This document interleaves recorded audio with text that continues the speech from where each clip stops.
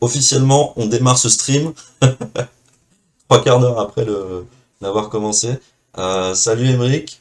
On est plus autour de 35 minutes. Eh, Voilà. bonjour Cabo. Est-ce que je t'appelle Cabo ou est-ce que je t'appelle Adrien?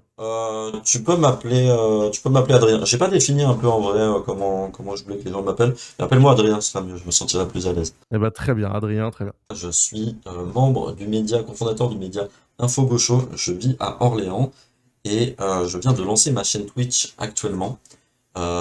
Donc, bienvenue sur ce stream, ça fait plaisir. Sachez que nous avons un invité de qualité qui est Aymeric Dlavo du média Le Canard Réfractaire. Et je laisse Aymeric se présenter rapidement et après je raconte comment on s'est connus et ça va nous permettre de pouvoir commencer notre discussion. Bonjour, je m'appelle Emeric, je travaille au Canard Réfractaire depuis 2022. Je connais le Canard Réfractaire depuis 2020 et j'étais créateur sur YouTube depuis 2013. Voilà, c'est un peu mon truc. Globalement, mes centres d'intérêt, c'est la critique média, les affaires politico-financières et tout ce qui est institution, communication, constitution. Voilà. C'est un petit peu tous les sujets sur lesquels je travaille. Et en ce moment, beaucoup l'IA aussi, parce que l'IA générative a changé mon métier sur plein de points. Et c'est très intéressant. Je suis trop content parce que on s'est eu à la volée au Grand Control à Paris, au Festival des médias indépendants, et je t'ai repéré avec Nina, euh, Oui. et j'étais en mode un peu filmé un peu dans les passages et tout du Grand Control du Festival des médias indés parce que tu avais une table ronde quelques minutes après, journalisme, militantisme, faut-il choisir? Et Absolument. et on a pu faire une petite vidéo très sympathique que je voulais monter, que j'ai montée aujourd'hui. Donc on va pouvoir le voir en exclu. Et comme ça, après, je recorrigerai quelques trucs du montage et ce sera publié demain. Donc on va Ah, pouvoir ok, voir d'accord. ça. Non, parce que je me disais, le problème, c'est que du coup, moi, je ne l'ai pas vu et Oui, je ne vais pas pouvoir la voir en même temps parce que oui, tu vois, le truc de streamer ensemble n'a pas fonctionné, oui, etc. Bon, bref, exactement, c'est vrai. voilà. Mais il n'y a pas de souci, hein, si ça paraît demain. Mais parce que moi, c'était intéressant du coup quand même de visionner ça. C'est juste pour parler des recommandations que tu avais faites. Parce que l'idée de Ouais. ce petit réel, c'était de faire des recommandations de livres et de séries. Et sache que Nicolas Framont a donné Ok. exactement la même recommandation avec Andorre. Il a donné Andorre en recommandation. Ah. Let's go. Non, mais Nicolas Framont, on a eu un contact incroyable à Ground Control. Vraiment, quel plaisir de. Mais en fait, de toute façon, quel plaisir de se croiser déjà avec Frustration, qui est un média qu'on lit Ouais. beaucoup, globalement, au Canard.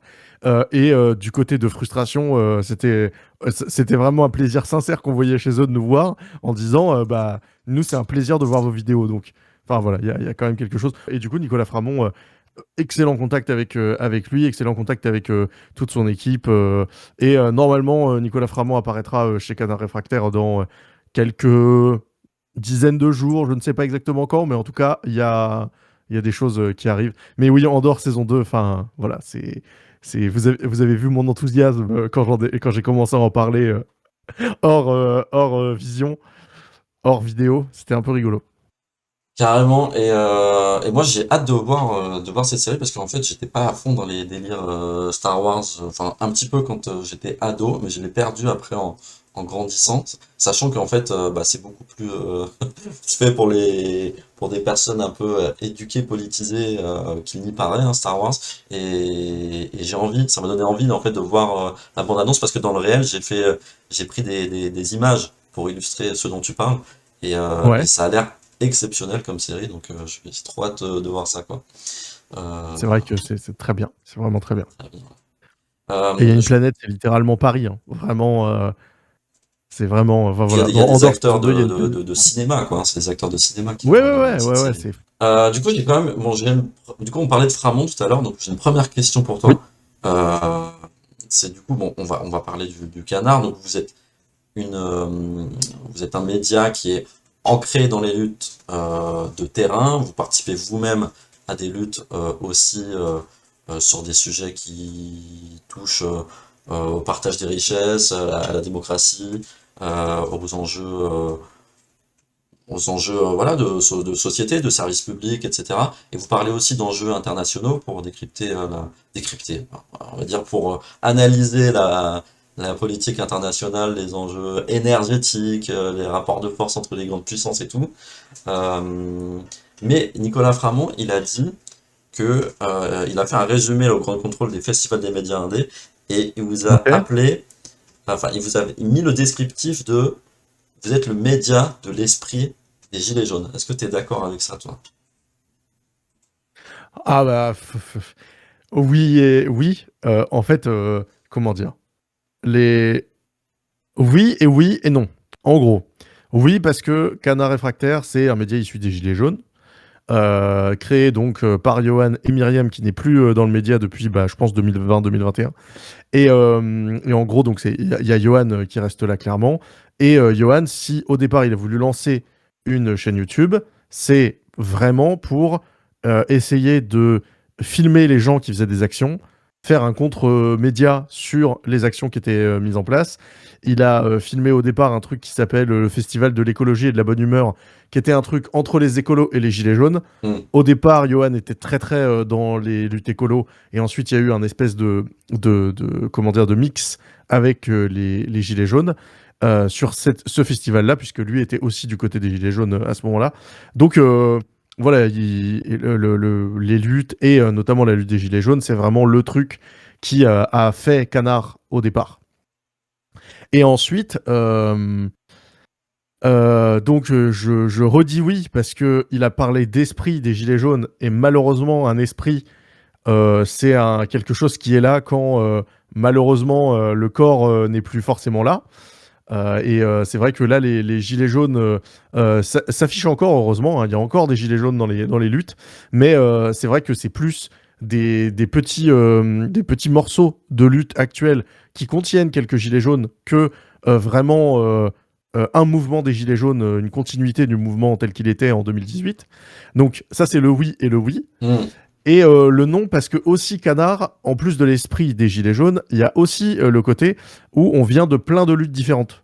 Il y a ce côté esprit de Gilets jaunes, parce que justement, on vient de plein de luttes différentes, et du coup, les Gilets jaunes, c'était ça aussi, hein, c'était plein de gens qui venaient d'endroits différents et qui faisaient de la politique, et des gens qui n'étaient pas formés à ça à la base. Donc ça, c'est hyper intéressant, parce que nous, c'est pareil, on n'est pas du tout formés pour ce qu'on fait aujourd'hui.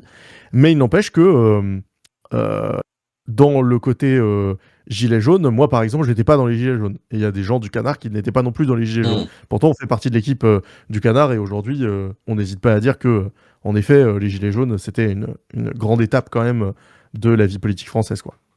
Carrément. Carrément. On a Orlando qui vient dire bonjour, salut, salut Orlando. Est-ce qu'il y a moyen de revoir Bonjour, le live Orlando. avec Mourad et Jonathan? Oui, oui, tu peux revoir le live avec Mourad et Jonathan. D'ailleurs, hop, je t'envoie le lien de ma chaîne Twitch. C'est sur Cabo VOD.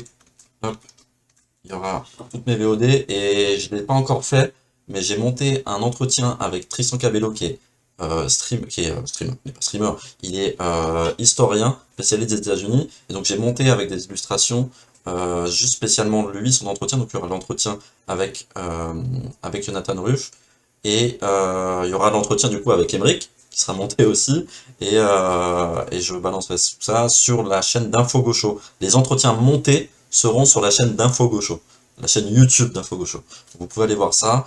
Là, je t'envoie mon chaîne YouTube pour que tu vois l'entretien avec Mourad et Jonathan. Hop, je t'envoie ça. Et ensuite, on fera les entretiens montés sur Info Gaucho. Voilà, bref, pardon. Parenthèse refermée. Du coup, moi, je vous ai connu. Donc, j'ai connu du temps où c'était plutôt Johan qui était solo, où vous n'étiez pas aussi gros Hmm. que ça. Moi, je vous ai connu beaucoup sur des enjeux internationaux, c'était Ok. plutôt en Ukraine, mais ça parlait aussi ouais, des Gilets jaunes, hein, évidemment. Je vous ai connu par les Gilets Hmm. jaunes, et après, il y a eu commencé à y avoir la guerre en Ukraine, avec les enjeux ouais, des grandes puissances, du narratif occidental et tout. Mais pourquoi c'est important du coup d'avoir un média qui qui fait aussi un travail de contre-discours international, sachant que bah, c'est pas simple avec le rouleau compresseur médiatique qui existe, avec un prisme, on va dire, occidental, impérialiste, quoi. Ouais, bah, justement pour ça, parce que comment dire, l'impérialisme a besoin de réseaux de propagande et que du coup, il y a besoin de réseaux de contre-propagande pour éviter ça. Et puis, il y a aussi ce que tu disais dans ta première partie de la question, pourquoi c'est important d'avoir un média qui parle international, parce que, en tout cas au Canard, on pense que l'international et la géopolitique a tellement d'impact sur nos vies qu'on ne voit pas parce qu'en fait, il y a des espèces de couches qui amortissent un peu parfois l'effet, ou en tout cas la compréhension de l'effet sur le national aussi. En fait, on considère que pour changer le monde, il faut le comprendre. Et donc à partir de là, comprendre la géopolitique, c'est hyper important, quoi. Donc je pense que c'est assez logique qu'on soit parti aussi sur l'international. Mm. C'était quelque chose qui nous manquait. Et globalement, il y a aussi quelque chose au Canard qui est très important, c'est que c'est un média qui apprend en même temps qu'il fait. Et donc, les vidéos sur l'international, au début, étaient très balbutiantes. Il y avait beaucoup de choses qui étaient encore pas interrogées dans nos vidéos, etc. Et c'est au fur et à mesure que on a réussi à construire un véritable discours anti-impérialiste et avec énormément de critiques de beaucoup de choses et d'analyses de plein de conflits Mm. et d'autres choses, hein, des anticipations de conflits. Par exemple, le kidnapping de Maduro qui arrive 3 semaines après une vidéo du Canard sur le Venezuela qui dit que, globalement, le Venezuela va bientôt être attaqué par les États-Unis. Voilà, en fait, on commence vraiment à avoir un système de pensée et une grille d'analyse qui, là, fonctionne de manière assez claire, quoi. Carrément, et bah, ça n'a pas été simple au moment de la guerre en Ukraine, lancée par Vladimir Poutine, parce que en fait, il y avait un tel rouleau compresseur médiatique sur ces questions-là que on vous a même accusé de relayer de la propagande russe, de Conspiracy Watch qui est venu s'en mêler, etc. Alors que Ouais. vraiment, enfin, comment dire, c'est un discours anti-impérialiste qui remet un peu euh, la vérité sur des responsabilités occidentales, même si c'est pas la première responsabilité. Qu'est-ce que ça fait du coup de se retrouver à être, se retrouver dans les marges, comment dire, enfin, se faire qualifier d'être dans les marges d'internet, de complotistes, etc. Alors qu'en fait on défend un discours genre un peu plus sensé que la moyenne des médias, quoi. Bah, en fait, le truc, c'est que ça dépend par qui. C'est-à-dire que quand Conspiracy Watch le fait, moi, Conspiracy Watch, vraiment, comment dire, c'est des adversaires que j'aime combattre parce que vraiment, ils sont caractéristiques de toute la pensée du printemps républicain et de Mm. tout un mouvement de fact-checking que je trouve absolument. Enfin, c'est absolument incroyable parce que vraiment. Euh, ils reçoivent de l'argent, par exemple, du fonds Marianne. Mm. Tu tapes Sarkozy sur leur site dans recherche, tu trouves que ah non mais Nicolas Sarkozy il n'a pas de velléité complotiste alors que le type parle tout le temps de complot des juges. Enfin bon, c'est caricatural quoi. Donc Mm. Conspiracy Watch, moi c'est pas tant ce qui me peine.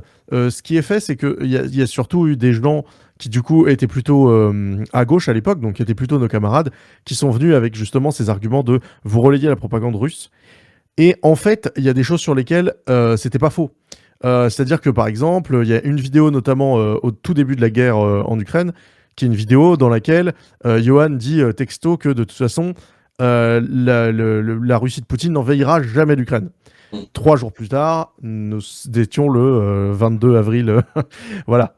Donc, bon, il se trouve que là, pour le coup, la grille a très très mal fonctionné et qu'il est possible qu'en effet, à ce moment-là, on ait été influencé par de la propagande Mm. poutinienne et par un biais anti-américain assez classique qu'on peut avoir, sachant qu'on était au début des vidéos anti-impérialistes. Bah, Donc, c'est c'est dur aussi en un fait, truc hein, de. quand il y a deux camps, deux grandes puissances impérialistes qui Exactement. s'affrontent De pas faire du campisme, en fait. voilà, Ouais, ouais. on peut pas être, ne pas relayer des éléments d'un camp ou de l'autre quand tu as un discours politique d'analyse, quoi, c'est difficile. C'est ça, c'est très compliqué. Alors du coup, oui, c'est possible qu'on ait relayé une partie de la propagande du Kremlin, mais aussi qu'on ait relayé dans le tas des choses qui étaient réelles. Mm. En effet, on s'est planté sur le diagnostic. C'est après, encore une fois, voilà, on est un média qui travaille en apprenant. Ce qui, à mon avis, a rassuré beaucoup de monde quand même, c'est que l'année d'après, il commence à y avoir le génocide à Gaza. Mm. Et là, pareil, rouleau compresseur médiatique peut-être encore plus puissant que celui de la guerre en Ukraine. Et on se retrouve, nous, dans le camp des... globalement, de tout le truc classique, quoi. C'est-à-dire, en fait, on est antisémite, voilà, enfin, on a une obsession anti-israélienne. Enfin, bon, tout le truc classique, quoi. Mm. Mais là, pour le coup, la gauche se tient avec nous, derrière nous. Enfin, il n'y a pas de... les gens qui arrivent en prenant ce discours-là, en se disant être de gauche, on sait qu'il y a un problème, tu vois. Quand, Ouais, je sais pas, bien je pense sûr. à des gens comme Jérôme Gage des gens comme ça, ou Sophia Aram, tu vois, typiquement, ce genre de personnes, voilà, il y a un problème dans la manière dont ils définissent la gauche et potentiellement l'anti-impérialisme, quoi. Donc, globalement, non, je pense que, encore une fois, un Canard est un média qui apprend en faisant. On fait, des fois, on a tort. Même si on a l'impression que c'est vraiment de moins en moins le cas, donc c'est plutôt cool comme sentiment, je t'avoue. Mm. Et fin 2023, quand on commence à traiter de la lutte pro-palestinienne et pour essayer de mettre en avant le génocide, en interviewant Richard Meidhurst, en interviewant Pierre Stamboul, ou des choses comme ça, plein de vidéos sur le sujet, je pense que on n'a pas du tout été dans ce truc anti-israélien primaire ou anti-américain primaire. On a expliqué ce qui se passait, comment ça se passait, et pourquoi c'était absolument n'importe quoi, et pourquoi c'était une propagande vraiment furieuse sur nos télévisions et dans nos radios. Donc voilà, enfin globalement, je pense que on apprend et que c'est très bien. Des Carrément, fois, bah on nous fait des aussi, erreurs hein. et on apprend.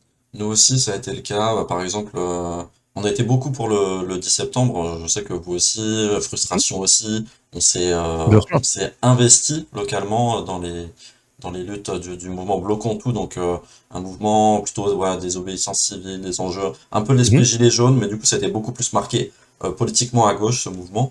Mais en tout cas, nous, on a essayé en tant que média de le faire. On pourra en discuter à d'autres occasions. Et qu'est-ce que je voulais dire? Et oui, c'est que en fait, par exemple, il y a quand même des agriculteurs euh, qui n'étaient pas forcément là. Ils sont venus après sur des grands mouvements eux aussi de blocage, etc. Et nous, Mhm.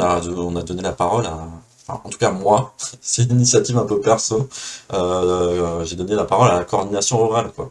Et la coordination Ouais. rurale, Ah bah nous c'est aussi, un hein, Canard, on gros, a donné la parole à la voilà. coordination Et du rurale. coup, on s'est fait critiquer parce que c'est une coordination rurale et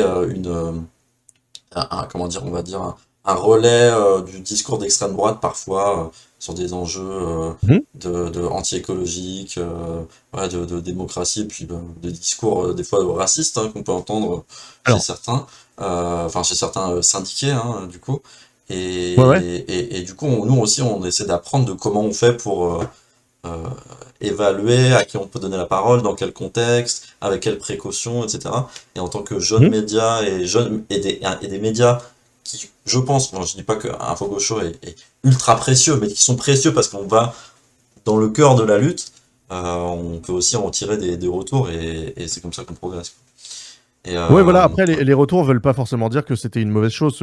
Nous, la coordination rurale, comment dire, celle qui a été, enfin, les gens qui ont été interrogés à la coordination rurale chez Canard, c'est des gens qui étaient justement sur la lutte, qui n'étaient pas forcément les représentants syndicaux nationaux, qui étaient plutôt des gens qui localement faisaient des choses. Et en fait, le truc, c'est que selon le groupe militant et le groupe syndical, t'as pas forcément les mêmes prises de position. Mm. Il y a des militants de la coordination rurale à certains endroits qui sont carrément allés mettre du fumier devant les permanences de députés écolo, LFI, machin. Donc là, pour le coup, ça, c'est des gens. Voilà, quand tu vas sur le même pas, quand tu vas déverser du fumier sur des permanences de gens qui ont voté contre la loi du plomb, voilà, évidemment que nous, ça nous plaît beaucoup moins. Par contre, il y a des gens de la coordination rurale qui ont quand même cette volonté d'agir et qui sont dans ce truc de discours anti-FNSEA qui est quand même important, Mm. et qui n'est pas non plus sur le discours de la Confédération paysanne, qui est beaucoup plus aligné quand même sur un calendrier politique général. Donc il y a quand même quelque chose d'intéressant à aller tirer de cette coordination rurale, selon nous, en tout cas pour l'instant. Et c'est des choses qui sont amenées potentiellement à évoluer, à changer, parce que ils peuvent devenir vraiment... Enfin, si toute l'aile qu'on appellerait aile gauche décide de partir, bon bah est-ce que ça vaudra le coup de leur donner la parole? C'est une question qu'on se posera. Enfin, tu vois, et en fait on évolue au fur et à mesure, mais je pense que en fait... il vaut mieux voir avec qui on peut parler, à quel moment, quel discours on met en avant, plutôt que une question de attention, il a l'étiquette coordination rurale, donc par ricochet, pouf, extrême droite, RN, Ouais, etc. Tu bien vois. sûr, parce que Je pense qu'il y a des nuances. honnêtement, c'est bien de parler de la coordination rurale parce que ils ont quand même des affects de colère, ils ont une légitimité aussi pour certains. Alors pas forcément légitimité en tant que syndicat, mais en tant que agriculteur à venir, parce que bah c'est des gens qui sont isolés et on comprend que bah, certains agriculteurs puissent rejoindre la coordination rurale sans être forcément très politisés ou avoir du recul sur les structures du capitalisme agroalimentaire, etc. Et du coup, Oui, ça reste intéressant en fait d'avoir des gens bah, qui souffrent, qui sont au cœur du système et qui ont envie en fait de renverser les institutions. Après, c'est à c'est nous. ça. En tout cas, je sais pas comment vous voyez ça parce que c'est aussi ça l'objectif du canard. C'est un peu la question que je voulais vous poser.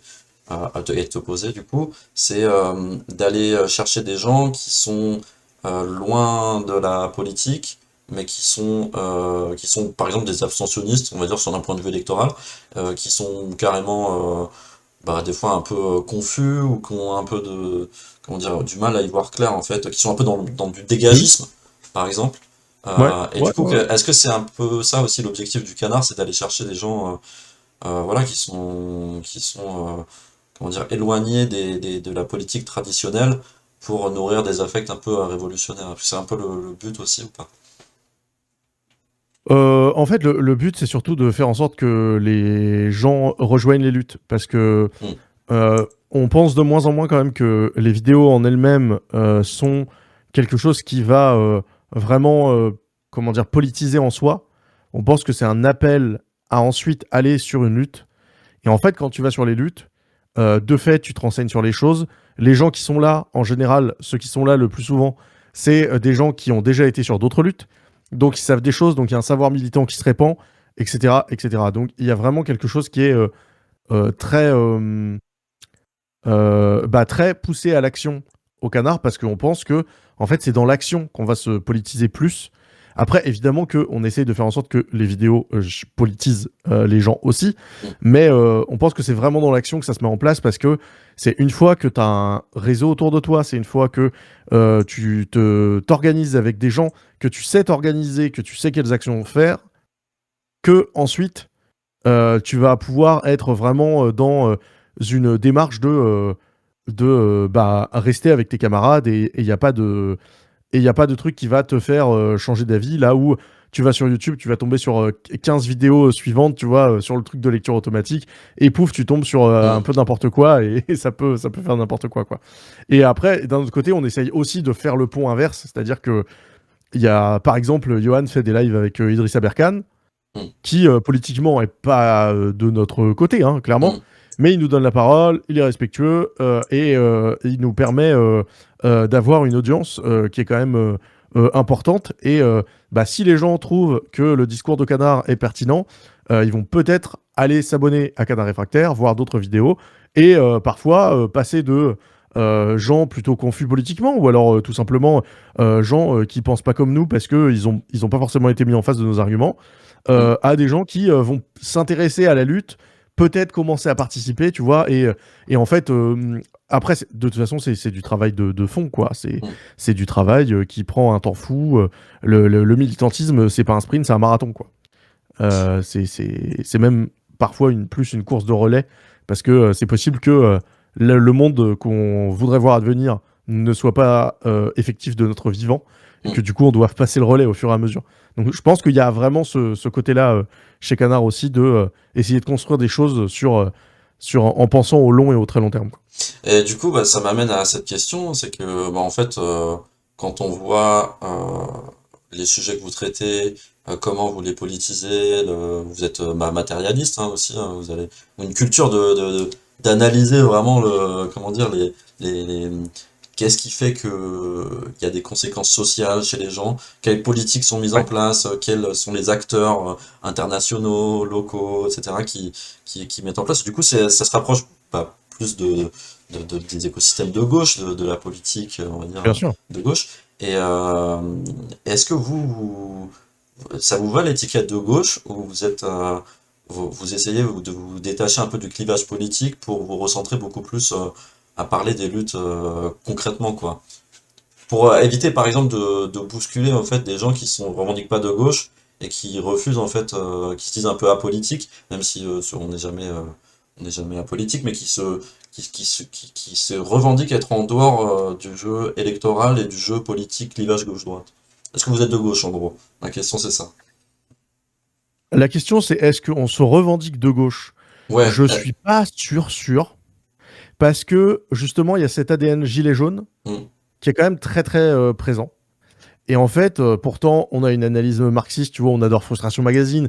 Enfin, on va au Festival des médias indépendants où c'est que des médias de gauche. Donc, il n'y a pas non plus un grand mystère sur l'étiquette qu'on pourrait poser sur hmm, notre positionnement politique. Mais d'un autre côté, il y a quand même une critique au sein même de Canard de cette position-là, à cause du problème des Gilets jaunes, qui ont très très vite été abandonnés quand même par la gauche, hmm, la gauche institutionnelle, qui a considéré que c'était intelligent de dire que c'était des antisémites, des homophobes, hmm. qui en fait c'est a cru qu'on était face à un mouvement de ras-le-bol fiscal, et qui s'est retrouvé à dire que c'était un mouvement vraiment fasciste. Hmm. En 2 semaines, vraiment, c'était repeint de cette manière-là par le monde médiatique et aussi par une partie de cette fameuse gauche qui disait attention, il faut se méfier si vous rejoignez les cortèges de gilets jaunes, machin, Bah, en tout par aussi cas, le monde des directions syndicales, par exemple. Donc, il y a quand même eu des choses qui font que, voilà, l'étiquette de gauche, très bah, en bien, tout cas, ouais. mais attention. Carrément, bah, du coup, Bon. ça renvoie un peu à la définition de. Enfin, j'en ai discuté avec Nicolas Framont en interview. Mhm. Je vais poser la question, est-ce que du coup, c'est pertinent de parler de clivage gauche-droite, sachant qu'en fait, on va donner une étiquette de gauche à des partis comme le Parti socialiste. Il y en a, ils vont même dire Mhm. que Macron, il est de gauche, parce qu'il a quelques Mhm. vibes progressistes, tu vois, c'est surtout dans les bails de voilà, favorables enfin, à des enjeux féministes ou LGBT, etc. Donc un peu progressiste, mais toujours libéral et tout. Donc ils vont considérer Ouais. que ça c'est de gauche. Et moi, je m'attachais en tout cas à donner une définition de la gauche qui est en fait à vouloir sortir du cadre capitaliste et vouloir plutôt collectiviser l'économie, les services publics.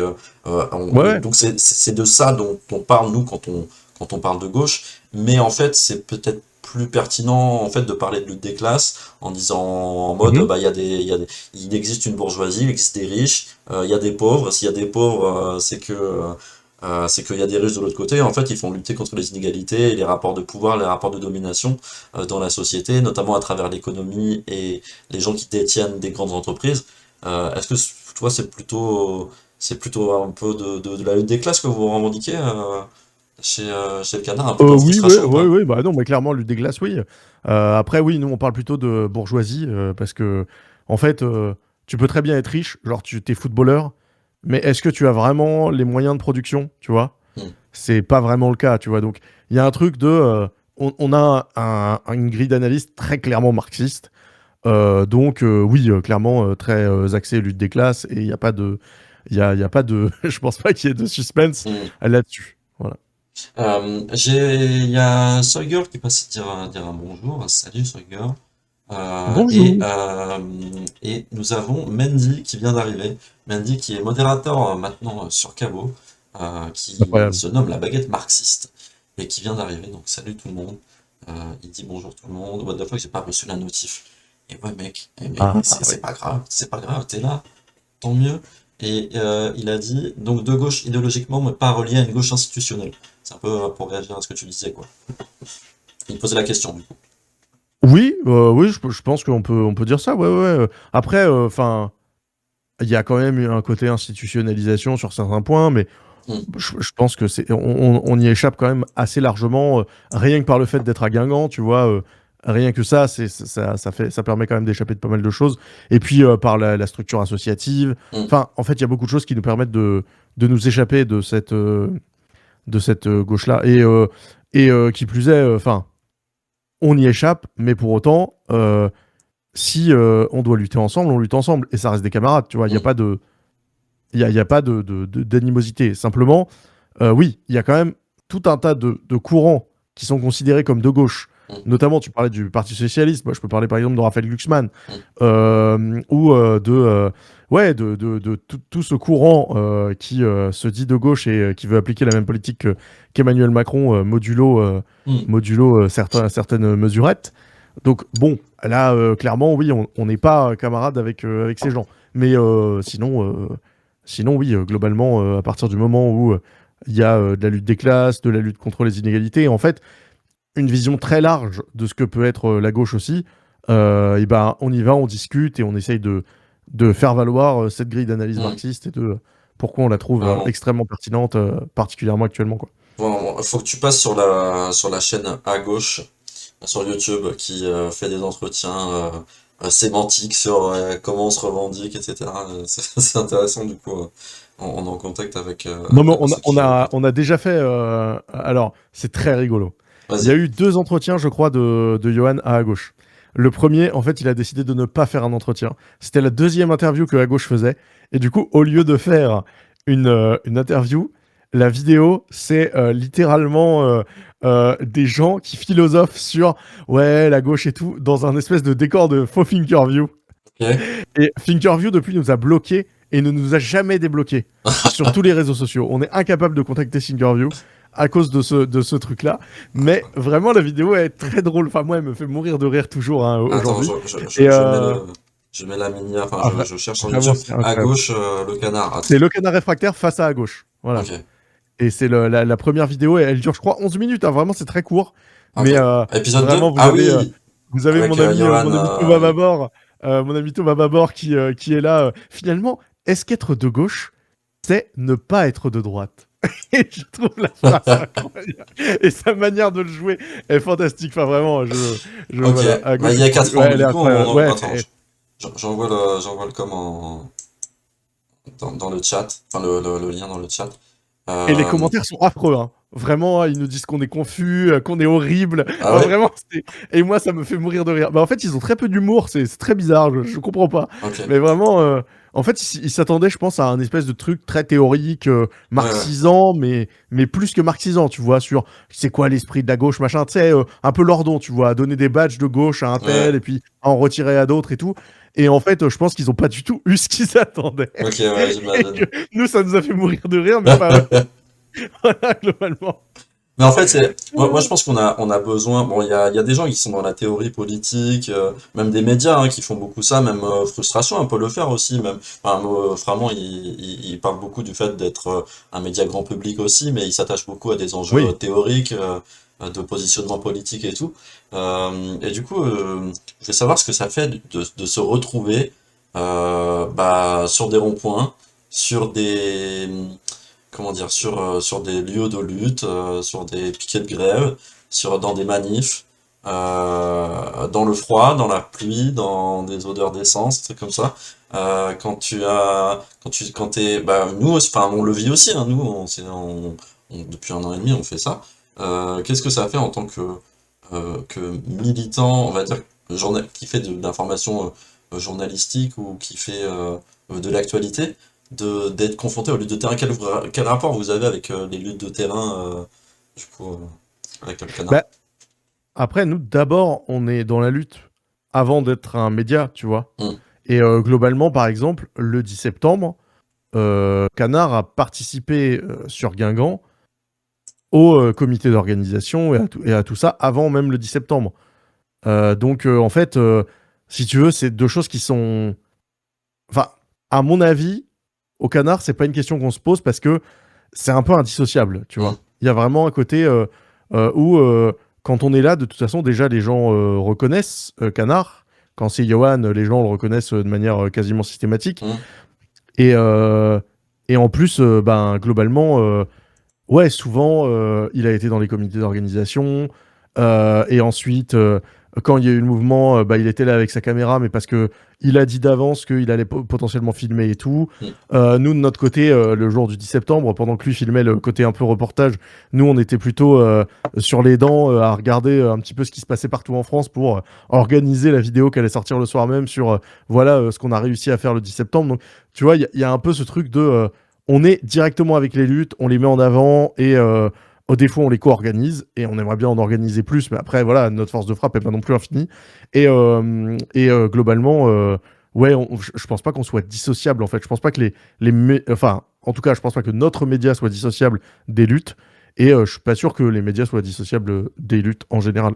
Ouais, non, mais je suis d'accord. Enfin, en tout cas, il y en a, ils prennent de la distance hein, par rapport à tout ça. Euh, et si j'ai un message à passer, du coup, à des gens qui regarderaient cet entretien, c'est de raconter ce qui se passe en fait autour de chez eux, parce que vous l'avez fait un petit peu, de raconter ce qui se passe autour de Guingamp, en Bretagne, Mhm. etc. Et en fait, finalement, il y a peu de médias un peu généralistes qui vont parler des luttes locales de manière un peu transversale. Nous, c'est ce Oui. qu'on essaie de faire avec Info Gaucho, c'est de se dire, bon, bah, ok, nous, on est politisé à gauche, gauche radicale, enfin voilà, anticapitaliste, etc.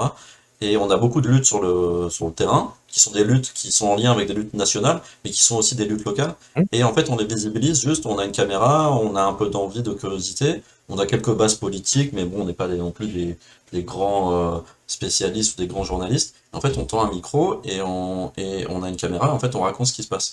Et je pense que ça devrait Mhm. être le cas un peu partout, parce que, et d'une, bah, c'est important pour les gens de s'ancrer localement vis-à-vis de la politique et vis-à-vis des enjeux locaux, et de politiser en fait ce qui se passe à côté de chez eux.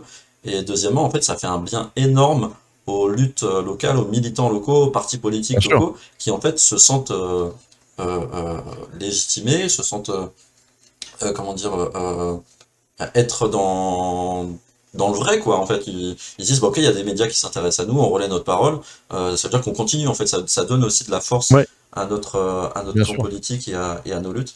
Et donc, vraiment, les gens, je vous encourage à juste même mettre une story en mode, il va y avoir ça dans pas longtemps, faire un peu. Nous, on a un peu abandonné ça parce que j'ai plus trop le temps, moi, de personne m'en occuper, mais c'est de faire un Mhm. agenda militant local Mhm. avec les luttes, les manifs, il y a les événements culturels aussi qui peuvent être intéressants, que ce soit sur la Palestine, que ce soit sur les luttes féministes. Là, dans pas longtemps, on a les Prides qui vont être lancés un peu partout en France, on va en avoir une à Mhm. Orléans. Enfin voilà, il y a des événements un peu partout et vraiment les gens, allez-y, faites ça. Et il n'y a pas besoin d'avoir. Bon, par exemple, le Canard fait partie des médias qui arrivent à avoir une très belle campagne de financement. Et des fois, on peut aussi faire du travail pertinent sans gros moyens. Et, euh, et du coup, moi, je voulais savoir si tu avais un message un peu pour que les gens ouais, se sentent. Enfin, nous, on part du principe que tout le monde est légitime sur à faire de la politique et même à faire de l'information, à faire de travail médiatique. Est-ce que tu as un message d'encouragement pour que les gens se bougent, sortent et montrent ce qui se Bah, je pense passe? que j'irai plus loin, c'est faites des trucs. Voilà. Mm. C'est voilà, faites des trucs. Globalement, euh, le gros problème qu'on a par rapport à justement. Moi, pour moi, il y a deux problèmes avec ce truc de justement ce que tu dis là au niveau des luttes locales. C'est que les luttes locales ne font pas de vue en soi. C'est pour ça que nous, on a aussi un discours national et international. Mm. C'est parce que ça permet aussi de ramener des gens dans ce truc-là. Mm. Et aussi, surtout, un angle qui, du coup, est interne aux luttes, qui est vraiment très, très différent du discours médiatique habituel.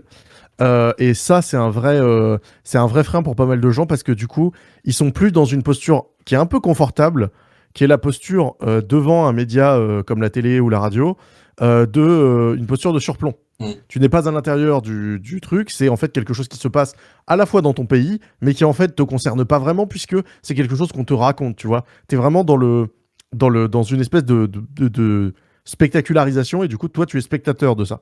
Et donc, l'avantage de ces vidéos, pour moi, c'est justement de passer de spectateur à acteur et de dire qu'en effet, on est tous légitimes à être des acteurs politiques, puisque bah, globalement, c'est notre monde à nous, quoi. C'est nos vies, c'est nos salaires, mais c'est pas que nos salaires, c'est l'organisation de la société, Mm. c'est comment on garde les gosses dans les écoles, comment on essaie de faire en sorte que ils aillent mieux, comment ensuite on fait en sorte que une fois qu'ils arrivent dans les études, bah déjà ils puissent faire les études qu'ils veulent et surtout que ils crèvent pas de faim pendant ils sont pendant leurs études. Enfin, et en fait toute leur vie quoi. Donc la politique est un peu partout et ouais, faire des trucs quoi, faire des trucs localement, nationalement, ça marche aussi maintenant parce qu'avec les réseaux sociaux, on peut quand même avoir une audience, toucher une audience beaucoup plus large. Donc c'est quand même très chouette de pouvoir. Enfin moi, je suis très content d'être au Canard pour ça, pour avoir cette espèce de discours vraiment à plusieurs échelles, Mm. qui je trouve est hyper intéressant et qui a un positionnement qui est un peu qui a été de toute façon perdu de vue par le monde médiatique classique où les chaînes régionales aujourd'hui sont réduites à peau de chagrin. Mais au-delà de ça, enfin, je pense que oui. Enfin, nous, de toute façon, on voudrait qu'il y ait des petits canards, des petits canetons réfractaires partout en France et que ça fonctionne, quoi. Trop bien. D'ailleurs, on rappelle que vous êtes aussi associé à une chaîne, on va dire un média grand public qui ramène les gens vers les luttes et qui nourrit les affects, c'est Glue Patate. Est-ce que tu peux parler de cette collab avec Glue? Nous ne sommes pas associés, nous sommes propriétaires. Non, pas du tout. Effectivement, En j'avais gros, pas les détails, ouais. non, en gros, tout simplement, voilà, Il y a une fusion-acquisition et une l'association. OPA sur Glue Patate.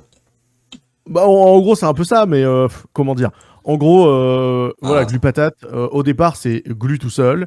Glu tout seul, il essaye d'employer des gens, ça marche pas, ça le fait chier l'administratif, il comprend pas comment ça fonctionne. Il voit un média organisé avec qui il est en contact depuis fort longtemps, qui s'appelle le Canard Réfractaire, il se dit, bah écoute, on va jouer le truc. Et donc, on s'est réunis dans un café à l'été 2024 avec Glu qui nous a dit, bon bah voilà, moi j'aimerais bien que Glu Patate soit intégré à l'association Canard Réfractaire. Ma seule condition, c'est que je sois plus tout seul à monter dessus. Et donc, bah, on a fait la fusion-acquisition comme ça, en fait. On s'est mis d'accord. Globalement, on s'est mis d'accord de OK, donc on récupère la chaîne Glu Patate, hmm. on t'intègre à l'équipe en tant que salarié, au CDI, machin, et on intègre quelqu'un d'autre au montage, qui donc est Sybille, qui est devenue la monteuse maintenant aussi historique de Glu Patate, et ça fonctionne très bien. Ça fonctionne vraiment très bien, et c'est une équipe vraiment super. Et moi en plus, j'ai pu bosser beaucoup avec pour tous les Glu News, puisque j'ai j'ai coécrit les Glu News, j'ai fait des voix sur les Glu News, et moi, ça me fait très plaisir de bosser avec Glu Patate parce que vraiment, je trouve que, enfin, c'est un, j'ai un peu une histoire un peu avec ce média déjà de base. Canard a une histoire avec ce média Glu Patate. Enfin, le fait de pouvoir bosser ensemble et tout et se parler toutes les semaines, c'est trop bien, quoi. C'est Carrément, vraiment trop chouette. carrément. Et du coup, bravo pour votre taf, hein, vraiment à Glu et au Canard. Ça apporte, hein. Franchement, il y a je me souviens que le Canard Réfractaire, je crois que c'est le premier média indé un peu alternatif, un peu original, parce que on peut parler de Blast, le média, etc., mais c'est quand même un autre monde, hein. C'est beaucoup plus proche des médias mainstream, on va dire, avec un plateau, etc. euh, Mhm. en direct, enfin avec une chaîne télé, machin.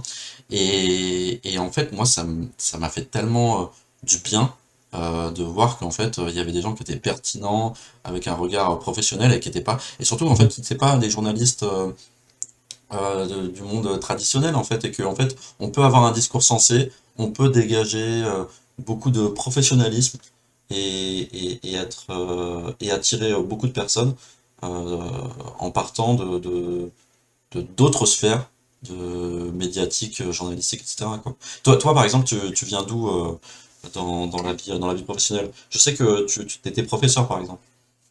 Ouais.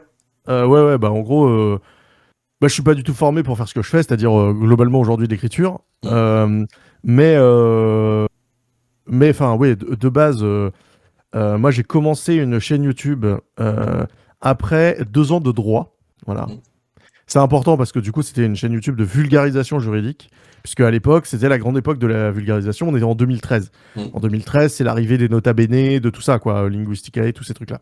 Donc moi, je fais des trucs à ce moment-là. Et en fait, le problème, c'est que j'ai aussi cette espèce de réflexe de mettre une espèce de posture surplombante et tout ça. En gros, il y a plein de vulgarisateurs qui ont très bien marché maintenant, genre Nota Bene, tu vois. Nota Bene, lui, il est arrivé. Alors, euh, petite anecdote, j'étais il est... aux fêtes de Jeanne d'Arc à Orléans et j'ai vu, alors que, enfin, les fêtes de Jeanne d'Arc, au niveau des bouquins, des recommandations, c'est quand même rempli de trucs théoriques, enfin, Ouais. politiques, vikings, etc. Et j'ai vu au milieu de tout ce marasme un bouquin de Nota Bene, j'ai fait yes, c'est bon, on tire Ah, bon. bah Oui, oui. c'est vraiment un indicateur parce que les fêtes de Jeanne d'Arc, c'est quand même vachement politisé à droite au niveau Ouais. enfin, en tout cas, des gens qui sont un peu politisés, c'est plutôt proche de l'extrême droite, quoi. Donc voilà, bref, parenthèse Ouais. refermée sur Nota Bene. Et ben, Nota Bene, lui, par exemple, au départ, il faisait vraiment... Enfin, il fait toujours de la vulgarisation, sauf que il a fait quelque chose qui était très intelligent, c'est qu'il a voulu faire en sorte d'être moins chiant. Moi, j'ai l'impression que j'ai fait l'inverse. J'ai essayé d'être plus chiant, voilà, parce que je me disais, fallait être plus sérieux, machin. Bon, au final, c'était un peu pourri. Et quand j'ai rencontré Johan, euh, en fait, ce qui m'a vraiment surpris, c'est pas tant le professionnalisme que la sincérité, tu vois. Mm. Johan, c'est quelqu'un qui parle dans les vidéos comme il parle dans la vie. Vraiment, vous allez le voir, vous lui dites bonjour, et il vous dit bonjour, et il est comme dans les vidéos, quoi. Et en Ah, il dit fait, moi, carrément c'est quelque chose bonjour! qui m'ont- Ah, waouh! Ah, c'est fou, hein, vraiment, il est incroyable, vraiment. Ok. Bref. En tout cas, et je pense que c'est quelque chose qui est assez central quand même à Canard, c'est-à-dire que Mm. on dit ce qu'on pense, on le pense, enfin, et du coup, on le partage. Et quand on partage quelque chose, des fois, quitte à se faire incendier, genre là, dans les commentaires de la dernière vidéo de Pas du Team, où Johan dit que la réappropriation des moyens de production peut passer par l'intelligence artificielle, même si on se fait incendier, eh ben on y va quand même. Mm. On y va quand même parce qu'on est sincère. On utilise les intelligences artificielles génératives. On va expliquer un jour comment on fait parce que c'est hyper intéressant et qu'il y a moyen de faire des super vidéos là-dessus. Et en fait, on le fait parce que on veut être sincère, on veut être transparent. Et je pense que cette démarche-là, c'est ça qui m'a vraiment convaincu. Donc au départ, on a fait juste une vidéo ensemble. Et puis Mm. 2 ans plus tard, je faisais les shorts pour Canard. Et ensuite, j'ai été embauché en début 2024 en CDI. Mais après avoir connu Canard en 2020, quoi, pendant le confinement. Donc c'était assez chouette. Et ouais, en parallèle, du coup, j'ai fait des études de prof. Je suis devenu prof 4 ans. Mm. J'ai fait un burn-out. J'ai écrit un bouquin. Un J'ai bouquin qui s'appelle fait comment? qui s'appelle Mauvais élève, qui est disponible sur Amazon, parce que moi je considère que si un réseau de distribution est particulièrement efficace, même s'il est possédé par Jeff Bezos, bah, il faut l'utiliser. Et c'est pas sur Twitch que je vais vous apprendre ça. Bref, Mm. donc on est là-dessus. Et ça, c'est très canard aussi, hein. C'est-à-dire, on fait ce qu'on peut avec ce qu'on a. Et je pense qu'il y a un truc Il très. faut être matérialiste aussi, ouais. Et, Exactement. Et en vrai, voilà, bah, donc moi, globalement, après le burn-out, je me suis dit que j'allais enfin faire ce qui m'intéressait. Et ce qui m'intéressait, bah, c'était d'écrire. Et donc, mes premiers clients, ça a été Canard. Et le jour où il y a eu suffisamment de moyens et comment dire, et où ça faisait suffisamment longtemps que j'étais intégré à la chaîne de prod, et ben, on m'a proposé un CDI et j'ai évidemment accepté parce que je trouve que c'est assez cool. mm. Et puis c'est vraiment, encore une fois, c'est quelque chose que je trouve hyper important d'avoir des médias qui essayent d'appliquer en interne ce qu'ils voudraient pour le monde en externe, tu vois. Ouais, carrément, carrément. Donc, il y a...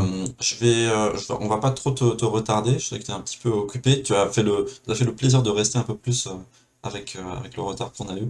Il y a quand même Mandy qui dit, mais essayez d'aller dans vos librairies autour de chez vous si vous en avez. Oui, effectivement.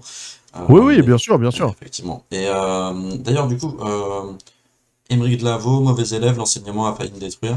Euh, N'hésitez pas, du coup, à aller jeter un œil ou l'acheter. Ça reste.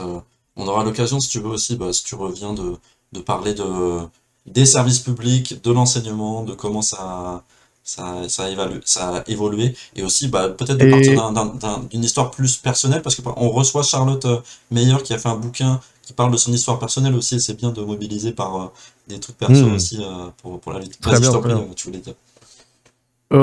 Aussi, s'il y a un moment, on peut parler de politique et de jeux, Hmm. notamment jeux de rôle, etc. Voilà.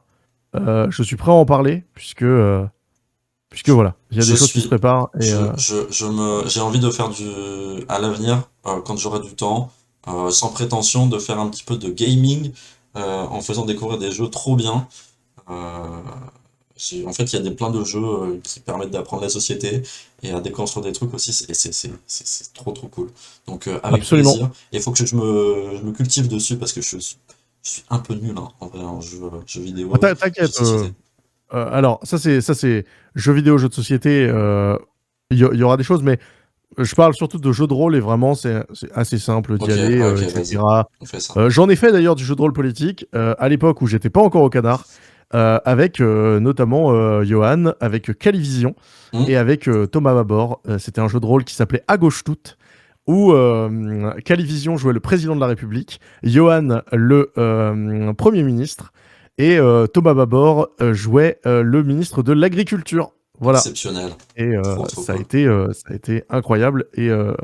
Et ça arrive bientôt. Ça fait 5 ans que je le promets. Vous inquiétez pas, ça arrive. Allez, let's Enfin, go. Let's go, ça a let's go. avancé cette semaine. Un dernier Voilà. mot, c'est pour la cagnotte du canard. Vous êtes en campagne de financement actuellement, Absolument. donc je mets l'overlay, enfin je mets la scène avec votre Tipeee et Absolument. tu peux faire toute la propagande nécessaire pour rendre le canard à la hauteur de ses objectifs.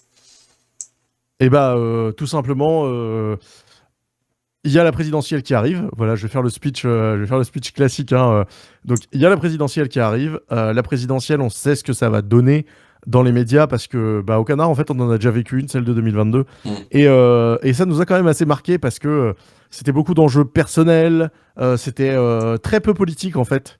C'était beaucoup de gens qui se sont politisés et qui se sont retrouvés un peu dans une impasse parce que, euh, parce que ça les amenait juste bah, à militer pour un parti et ensuite plus grand chose quoi. Donc là l'idée ça va être pour cette campagne là de faire une espèce de campagne à côté où l'idée c'est vraiment de politiser et donc d'organiser des événements, d'organiser des projections,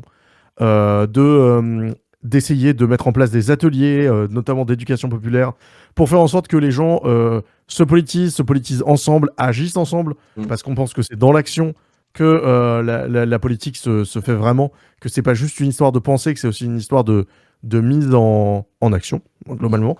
Et bah ça, justement, c'est le projet présidentiel Canard, quoi.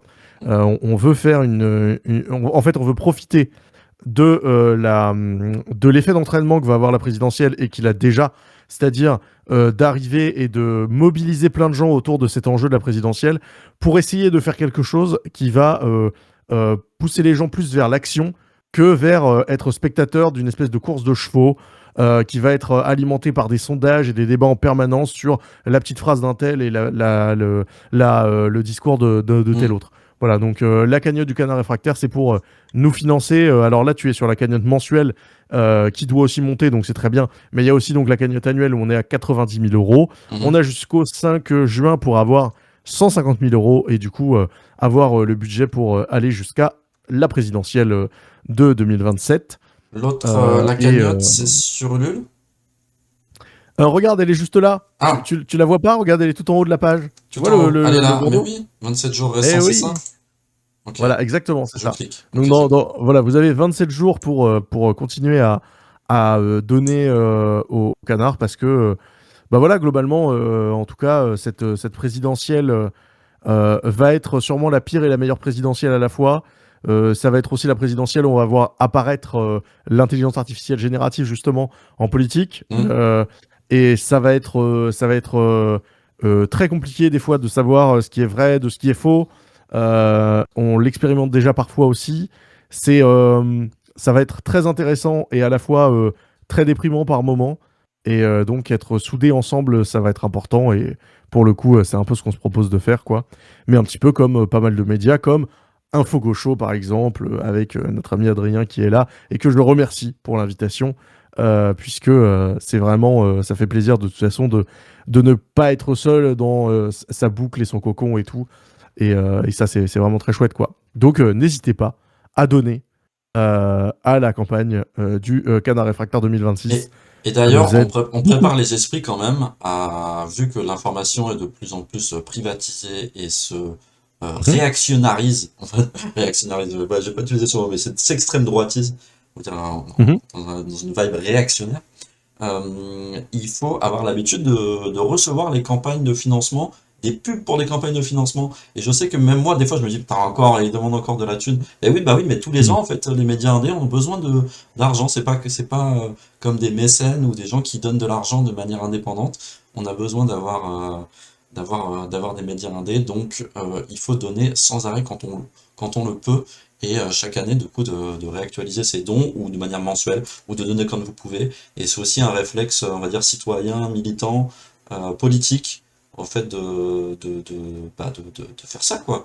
C'est comme financer des associations pour ses impôts, parce qu'il y a des avantages fiscaux, et bah, un avantage pour la société donné aux médias indés. Voilà. Ouais.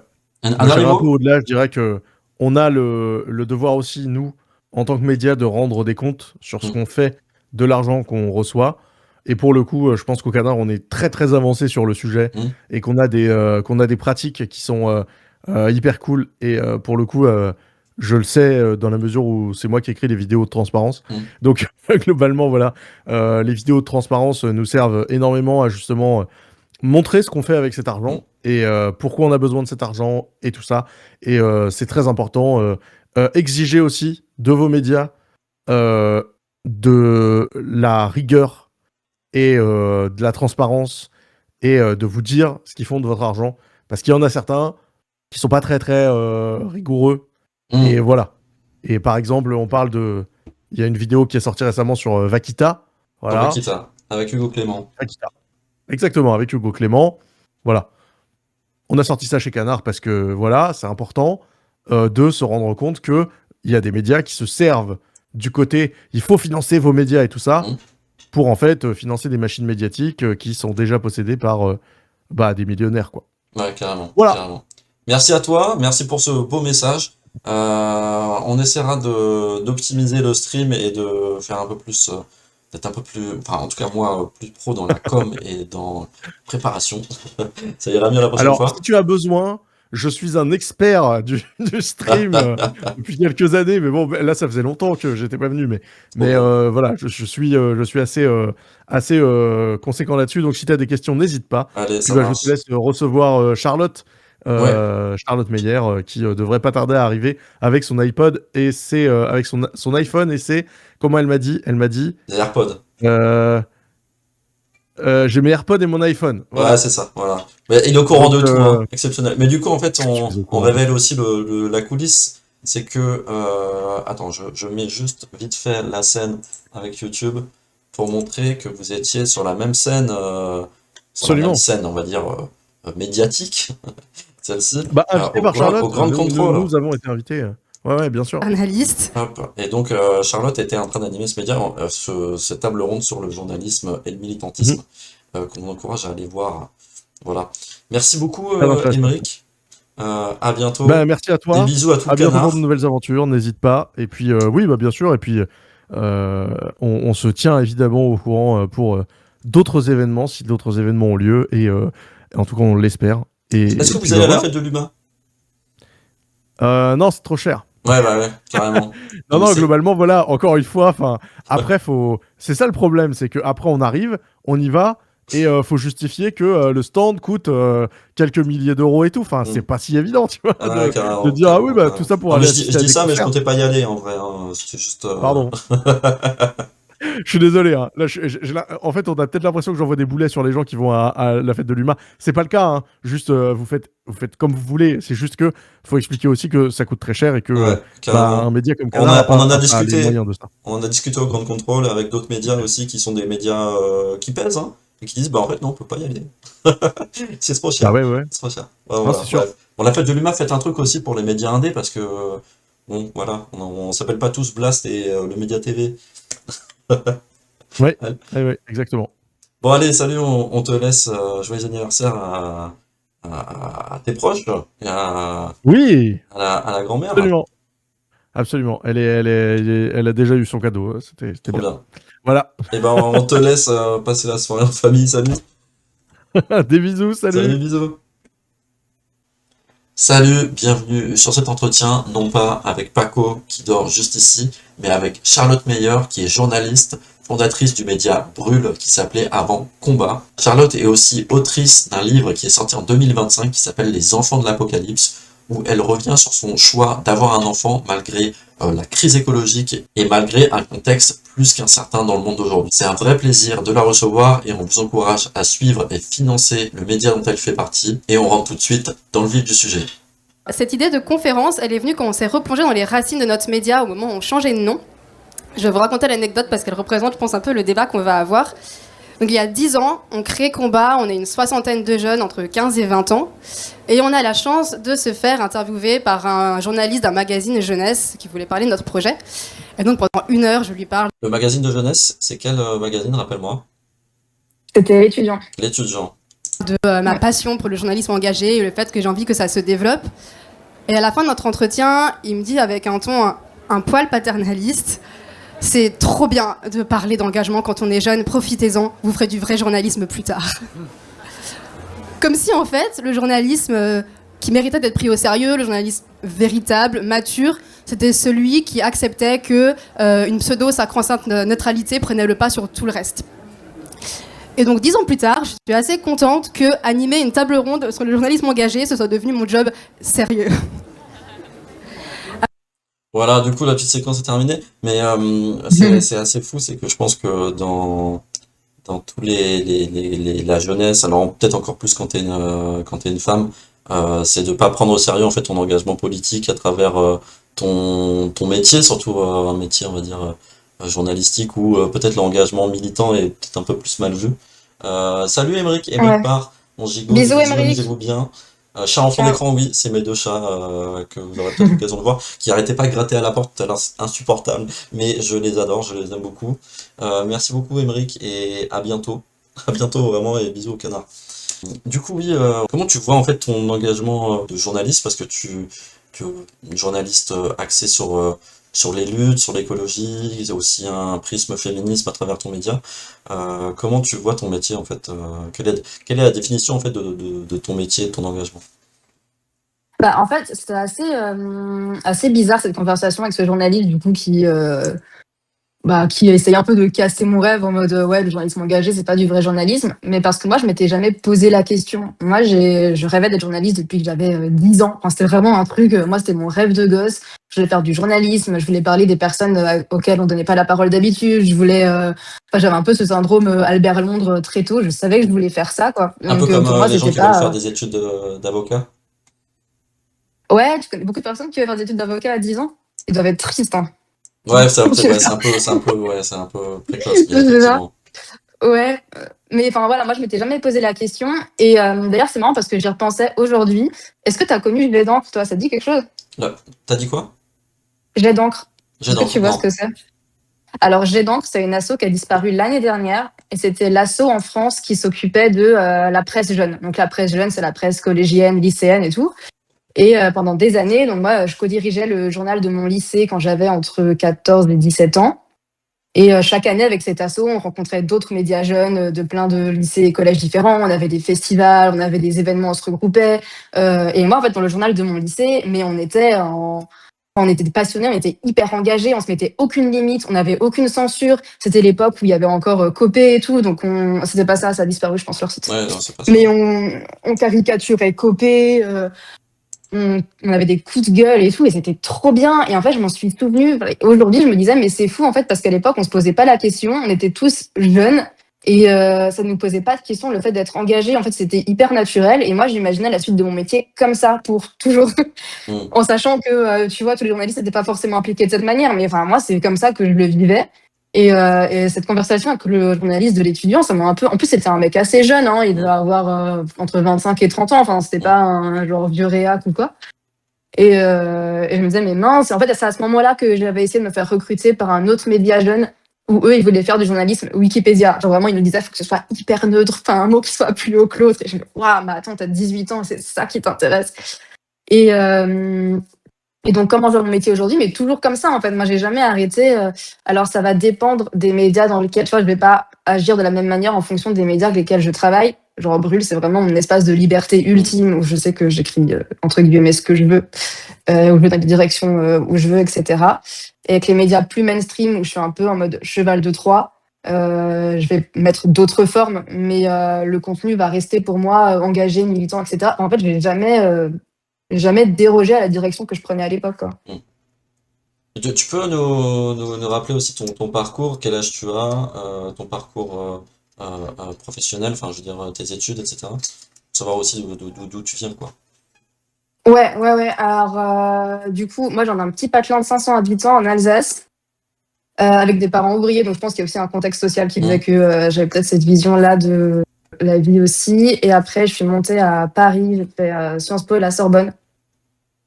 Et après, je suis très vite allée sur les terrains de conflit, puis Brûle, journalisme d'écologie et tout, ça arrivait très vite ensuite. Mhm.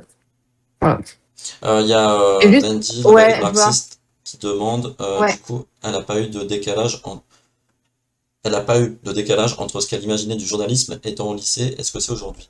Est-ce que tu as ressenti un désenchantement ou une autre perception de ce que tu imaginais quand tu étais plus jeune, quoi? Oui, alors, j'ai pas changé en termes d'idéal et de ce que moi je mets en pratique au quotidien ou de ce que j'essaie de mettre en pratique en fonction d'avec qui je travaille.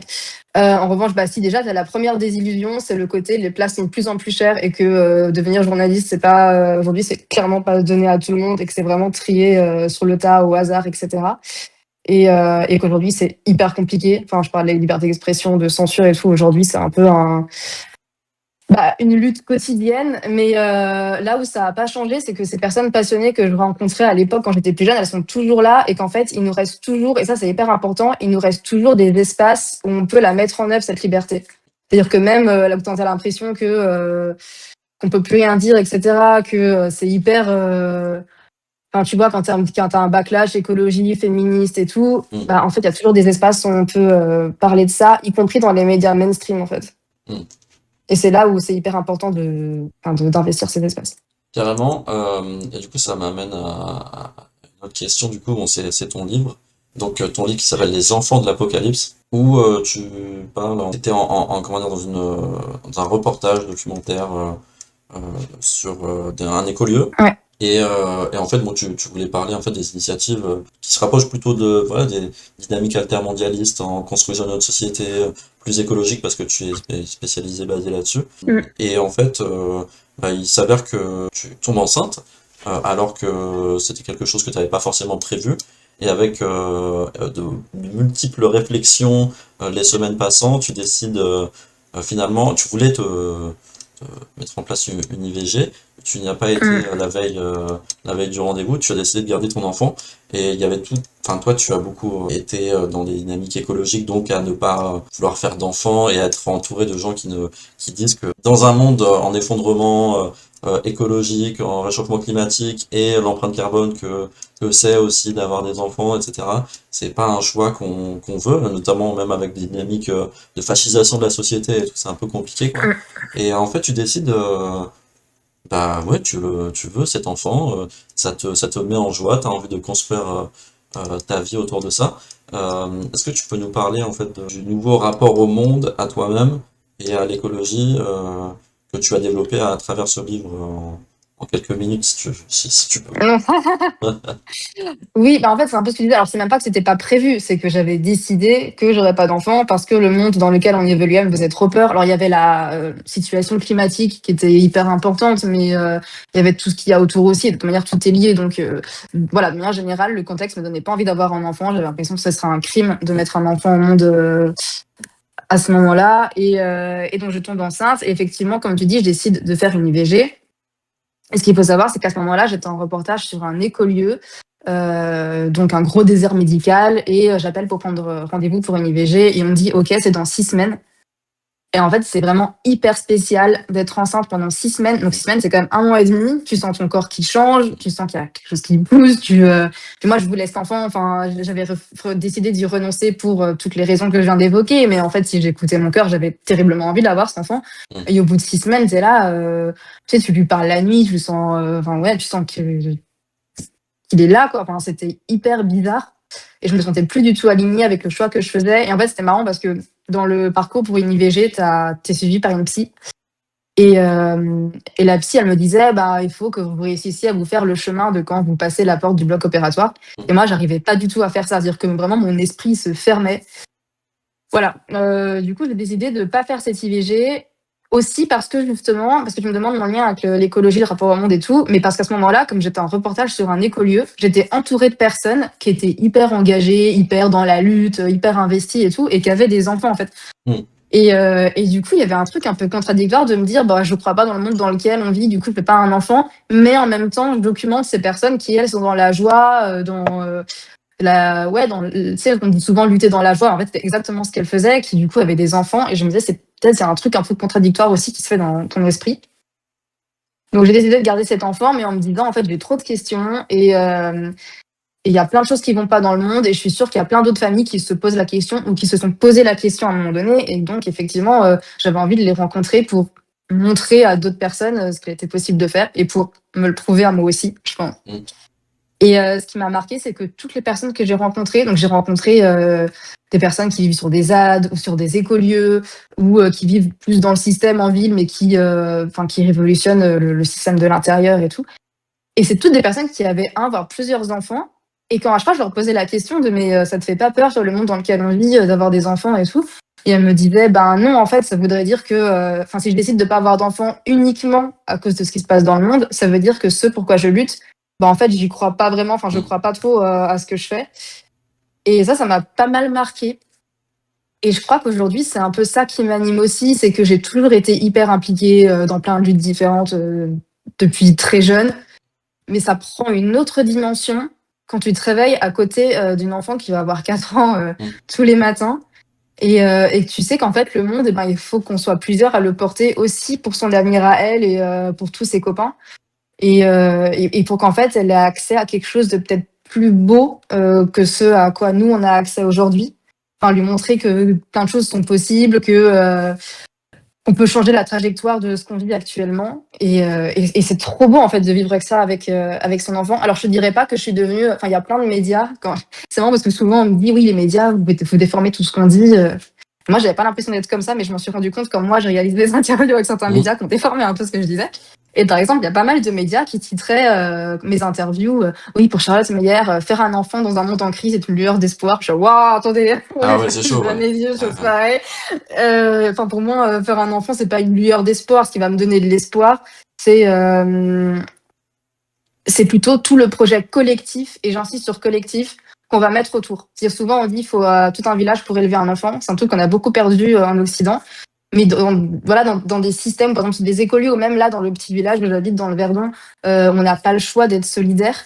Et ben en fait, il y a tout un projet collectif qui se fait autour des enfants où chacun va leur apprendre quelque chose et tout. Et je trouve ça trop bien. Et en fait, moi, c'est ça qui me donne de l'espoir, c'est de voir tous ces collectifs qui se montent pour créer quelque chose de différent pour nos enfants. Et ça, je trouve ça trop bien. Maintenant, je dirais pas que je me lève tous les matins en me disant c'est trop cool, on va changer le monde. Je veux dire, quand je me lève le matin et que, en fonction de l'actualité que je vois, genre, je sais pas, mais un truc bête, mais quand Trump a été réélu ou des choses comme ça, je me dis waouh, mais c'est chaud. Et oui, ça m'arrive toujours de me lever le matin en me disant mais t'as fait une connerie en fait. Hein, ça se trouve, on n'arrête pas de parler de guerre. Là, c'est même des trucs débiles, mais on se met à parler d'un nouveau virus, des choses comme ça. C'est quand même assez flippant hein, le monde dans lequel on est aujourd'hui.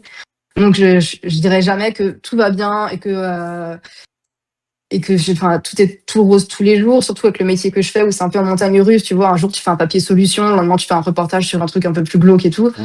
Mais ça reste une raison de plus de lutter, ça sera jamais l'unique raison de lutter. Et il y a plein de personnes qui sont des activistes incroyables, qui n'ont pas d'enfants et qui n'en veulent pas, et ça les empêche pas d'être hyper investis dans ce qu'ils font. Mais ça peut être une raison de plus Et voilà, et dans tous les cas, en fait, que moi je fasse un enfant ou pas, il y a plein de personnes autour de moi qui ont des enfants et il faut continuer pour ces Mm, enfants-là aussi. Et je trouve bien que c'est sûr. une belle raison aussi de dire qu'on lutte pour l'avenir de quelqu'un. On a Mandy qui nous dit avoir un enfant peut être une source de motivation dans la lutte. J'avais jamais entendu ça, j'aime bien. J'en connais beaucoup, hein, même moi, des amis que j'ai perdus dans ma vie parce qu'ils sont devenus parents et en fait ils sont recentrés, même pas, qui étaient pas des militants, hein, juste en fait, juste le cercle amical, avoir un enfant, en fait, ça les a fait se refermer sur leur foyer et sur peut-être des dynamiques plus individuelles. Mais donc du coup, dans le militantisme, on a aussi pas mal de militants, de potes qui, quand ils deviennent parents, en fait, ont beaucoup moins le temps, ont beaucoup moins envie ouais, de se sacrifier, ont envie d'être pleinement présent pour leur enfant et chacun a ses limites, ses affects là-dessus. Donc je voulais aussi qu'on parle de ton engagement à travers l'écologie.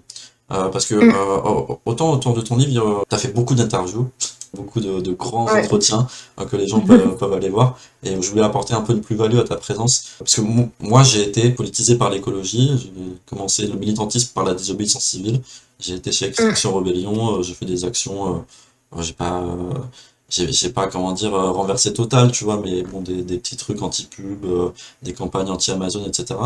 Comment toi, t'as été politisé par l'écologie et où t'en es aujourd'hui de ce rapport au monde, à la politique et ton engagement, à quelle radicalité, quoi. Ouais. Moi, l'écologie, d'abord, ça a été un truc, comme beaucoup d'entre nous, je pense, il y a encore quelques années. Mes parents, ils sont très sensibles à, genre, à la beauté de la nature et tout. Mon père, il avait son potager bio, tout ça. Bon, bref, donc nous, on a eu une éducation très éco-geste et très, le vivant, il est beau, faut le préserver. Mais c'était complètement dépolitisé comme lutte. Et d'ailleurs, ça l'est toujours un peu aujourd'hui. C'est un peu un sujet sensible avec mes parents. Mm. Euh, et après, moi, je me suis un peu. Enfin, c'était pas trop mon cœur de cible, comme je te disais, j'étais plus focalisée sur ce qui se passait au Moyen-Orient. C'était ça mon job à l'époque. Mais en fait, ces sujets-là m'intéressaient toujours et je me suis souvenu récemment que ça apparaît déjà en filigrane de mon travail. Enfin, quand j'étais au Liban, il y avait des sujets, on parlait d'écologie, mais vraiment de manière assez transversale et tout. C'était pas. Voilà, c'était juste pas le cœur du sujet. Et c'est pendant le Covid, du coup, j'étais confinée et je voulais, enfin, j'avais envie de développer tout ça. Enfin, je savais qu'il me manquait des connaissances sur le sujet. Je voulais être plus, plus sérieuse, plus au fait de tous ces sujets. Et donc, j'avais imprimé, tu sais, sur le site de Bon Pote, c'était un onglet bibliographie. Et du coup, j'avais imprimé l'onglet bibliographie et j'avais lu la quasi-totalité des bouquins qu'il y a dessus. Alors, j'imagine qu'elle a évolué depuis, hein, parce que c'était en 2020. Puis les films, les documentaires et tout. Et en fait, c'est ça qui m'a politisée, c'est de lire tout ça. Et je pense ce qui m'a fascinée, qui me fascine toujours aujourd'hui, et elle n'arrête pas de demander Moyen-Orient ou Asie de l'Ouest. Mourir Mm. de rire. Ouais, non, rien à de C'est, l'Ouest. c'est un autre débat. Ouais, et qui continue de m'animer aujourd'hui. C'est ce qui fait qu'aujourd'hui, l'écologie, c'est une de mes spécialités. C'est qu'en fait, c'est en actionnant l'écologie qu'on actionne plein d'autres leviers que sont le féminisme, la démocratie, la lutte des classes, etc. Et c'est pour ça que c'est hyper intéressant quand tu me dis que tu t'es politisé à travers l'écologie. C'est que pour moi, c'est vraiment l'écologie qui permet d'actionner tous ces autres Mm. leviers et de faire qu'on va pouvoir changer la société dans son intégralité sans oublier un seul des pans qui la constituent. Je, Et c'est ça qui est trop bien, je Je trouve. suis plutôt Ouais, d'accord vas-y. avec toi. Je pense que bah, on peut avoir être né dans un milieu social assez aisé qui permet en fait de rapidement, quand on s'intéresse au monde, se tourner vers l'écologie parce que bah, on n'est pas exposé à d'autres formes de discrimination ou alors bah, on a accès au vivant, on a accès à la nature, on a accès Mm. à la beauté du monde, on peut voyager, etc. Donc c'est beaucoup plus facile de s'intéresser à l'écologie que quand on est dans un quartier populaire et qu'on est exposé à des violences sociales, des violences d'État, etc. Et, Mm. et du coup, je trouve que l'écologie reste encore un domaine qui est très marqué par la bourgeoisie et par des logiques libérales, parce que bah, ça Ouais. reste loin de beaucoup de gens qui souffrent. Il faut comprendre que l'écologie, c'est réinterroger sa place dans le monde. En fait, Ouais. c'est beaucoup de dissonance cognitive, c'est aussi travailler sur son déni. En tout cas, je trouve bizarre que l'ensemble des gens qui sont des classes sociales supérieures, bourgeoises, etc., n'arrivent pas à, en fait, à lier l'écologie avec l'ensemble des autres luttes, hein, des luttes antiracistes, des luttes féministes, etc. Comment t'expliques le fait que une partie de l'écologie reste encore très élitiste et de surface et ne s'attaque pas en fait aux causes profondes des désordres écologiques, des désordres du monde, sur les enjeux de féminisme, sur les enjeux de capitalisme notamment. Bah, alors déjà, de base, les enjeux de féminisme, de racisme et de anticapitaliste, c'est des enjeux qu'on aime bien laisser quand même le plus loin possible à la marge. C'est pas des sujets qu'on aime bien traiter, donc si en plus on les relie avec l'écologie, et là il y a une méconnaissance profonde et tu vois, même moi je dis, ça fait pas si longtemps que ça fait 6 ans que je me suis renseignée sur ces sujets-là. Et ça mêle énormément de luttes, ça irrigue tout. Je pense que pour une partie de la population, c'est compliqué. Moi, je viens d'une famille ouvrière et je trouve ça toujours délirant de voir, du coup, il y a beaucoup de personnes de ma famille qui sont encore ouvriers et je les vois aller au travail à vélo parce que c'est plus écolo, mais pour en fait se faire exploiter dans une grosse usine à côté de leur patelin et qui polluent autour et tout. Et pour moi, ça me paraît délirant. Et en fait, ils veulent pas comprendre ça, quoi. Et en fait, je leur arrive même pas à leur en vouloir parce que faut dire quand même aux gens de ta famille, en fait, tu te fais exploiter, c'est horrible. Surtout, moi, je suis ce qu'on appelle une transfuge de classe, entre guillemets. T'es hyper déraciné quand t'es transfuge de classe, hein. T'es plus valable. Alors, t'es pas valable pour les personnes de la classe supérieure que officiellement t'as rejoint, mais t'es plus valable non plus pour ta propre famille. T'es un trait, C'est hyper pour tout le bizarre. monde, ouais, effectivement. Ouais, c'est exactement ça. Donc, il y a des choses que tu ne peux pas dire. Et en fait, c'est des sujets qui non seulement sont mal connus, méconnus, dont on ne parle pas assez. Et là, je vais parler de ce que je fais. Enfin, moi, dans mon métier, je le vois très bien que mes collègues, alors en particulier les collègues des générations précédentes, ils sont incapables de lier même des enjeux très simples. Du genre, tu vas dans un journal, tu as rubrique mode, rubrique société, machin, et tu as rubrique écologie. Mais la rubrique écologie, elle devrait même pas exister, en fait. Elle devrait faire partie de tout. Enfin, la rubrique écologie, elle devrait irriguer la rubrique mode, la rubrique société, la rubrique machin. Et on se retrouve avec des médias qui traitent des sujets de manière hyper contradictoire. Ou par exemple, on va faire, moi ça m'est déjà arrivé de faire un papier sur la responsabilité des banques dans le réchauffement climatique, et le même jour, dans la rubrique économie ou quoi, on va vanter ce que fait BNP Paribas ou quoi. Comment tu veux qu'on puisse parler de quelque chose qui soit lisible et qui soit clair pour tout le monde quand dans un seul média, tu as autant de contradictions? Et en fait, les gens autour de nous ne sont pas formés à ça et on veut pas qu'ils soient formés, je pense. Le monde tient là-dessus, le monde tient sur quelque chose qui est en train de nous détruire. Est-ce que du coup tu peux nous parler de ce que tu fais avec Brûle? Est-ce que vous faites dans ce média pour justement remettre la question écologique au centre des débats politiques et en faire un sujet politique plutôt qu'un sujet thématique comme ça? Ouais. En fait, l'écologie, pour nous, c'est un peu comme le féminisme. Donc, Brûle, c'est la revue de la révolution écologique et sociale par les femmes. Ça n'a pas toujours été ça, hein. Quand ça s'appelait Combat, au tout début, on était 60 et il y avait autant d'hommes que de femmes, etc. Là, aujourd'hui, on est une équipe de 5 femmes, donc on a décidé d'assumer complètement qu'on est un média de femmes. Mais l'écologie, c'est un peu comme le féminisme, c'est-à-dire que ça irrigue vraiment tous nos sujets. Alors, on a une rubrique féminisme et écologie pour quand vraiment on a un sujet hyper focus sur un de ces sujets, mais on part du principe que les sujets qu'on choisit, ils doivent tout prendre en compte. Et qu'on va vraiment lier les luttes à chaque fois. Et ça se retrouve vraiment aussi dans nos conférences de rédaction. Quand on choisit les sujets, on fait hyper gaffe à ne pas que ce soit toujours. Alors, on interview à 99% des femmes, donc pas que ce soit forcément que des femmes blanches, hétéros, etc. Et ça, c'est hyper compliqué parce qu'on se rend compte qu'il y a la plupart des femmes que nous, on connaît, qui sont mises en avant dans les médias, mais en général, c'est beaucoup des femmes blanches. Et on organise une conférence tous les trimestres. Et à chaque fois, on fait hyper gaffe à ce qu'on ne se retrouve pas entre femmes blanches, hétéros, bourgeoises et tout. Et parfois, c'est compliqué, quoi. Parce que c'est des personnes qui sont tellement invisibilisées que pour en trouver, alors que tu as des femmes qui sont hyper talentueuses, qui sont hyper compétentes, etc. Mais juste, on leur donne tellement peu de visibilité qu'il faut creuser pour les trouver. Et ça, je dirais que c'est la plus grosse difficulté qu'on a. C'est de réussir à vraiment aller au bout de nos idées, de nos convictions sans se laisser un peu avoir. Alors, tu vois, tu prends un sujet. Là, on avait fait un sujet sur les femmes à la reconquête de la nuit. Et en fait, les premiers noms qui nous venaient, c'était les femmes qu'on voit tout le temps quand on parle de ces sujets-là. Et c'était des femmes blanches, etc. Et en même temps, ça fait partie de notre job aussi, tu vois, de mettre en lumière des femmes qui sont pas connues et tout. Et donc, c'est hyper riche aussi de pouvoir faire ça, de pas juste se reposer sur nos lauriers, mais de vraiment aller chercher Ouais, carrément. des pairs et les Euh, mettre en avant.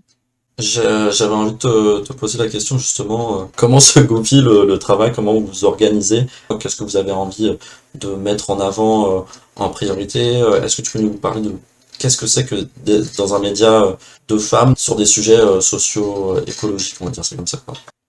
Bah écoute, c'est pas très compliqué, hein. Je vais pas mettre 10 minutes à répondre à cette question. Euh, Nous, ce qui est intéressant, c'est qu'on est du coup 5 femmes, où on est aussi assez proches dans la vie. Enfin, ça devient vite un groupe de copines, hein. Quand je te Mm, retrouve à 5 femmes, ou parfois t'es en réunion, on est 3, mm, avec toutes des centres d'intérêt assez, même si ça se rejoint, assez différents. Et avec des vécus et des traumas assez différents aussi. Et du coup, ça va être assez limpide. En fait, on a presque toutes nos propres spécialités, mais sans que ça ait jamais été. Enfin, tu vois, c'est assez tacite en fait.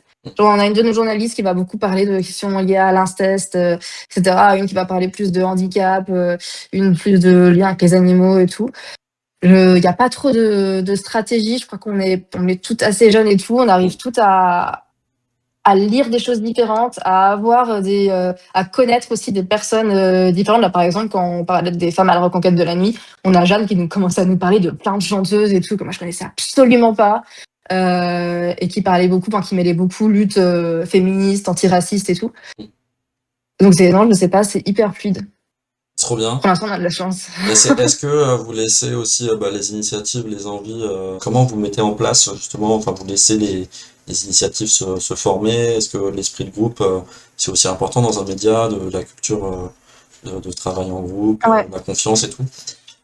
Bah ça, c'était un vrai problème. Il y a, je dirais, 3 ans, moi, j'ai vraiment eu un moment de donne à Combat, parce que ça s'appelait encore Combat à l'époque. C'est que du coup, moi, je venais de devenir maman. On était encore beaucoup dans l'équipe. On était, je pense, une vingtaine. Mm. Et le média reposait encore beaucoup sur moi, alors que enfin, voilà, tu viens de devenir maman, c'est comme ta vie, elle change, comme je disais avant. Et le collectif commençait un peu à se disloquer. Et du coup, à l'époque, on a décidé de plus ou moins arrêter. Et 2 mois plus tard, avec Capucine, on s'est retrouvés en disant, OK, on va relancer quelque chose. Enfin, on relance Combat. Mais par contre, il faut vraiment qu'on soit hyper solidaire, que l'équipe, elle repose plus uniquement sur moi, mais que vraiment on soit un collectif et qu'on puisse se faire confiance les uns aux autres et tout. Et en fait, pendant 1 an, Combat, ça a fonctionné uniquement avec Capucine et moi. On n'était plus que 2 dans le média, on se répartissait tout le travail. Donc, le travail, c'était vraiment, on sortait 4-5 articles par semaine, en étant que 2. Et elle avait ses études à côté. Moi, j'avais mon taf, j'avais mon bouquin en cours d'écriture, j'avais ma fille et tout.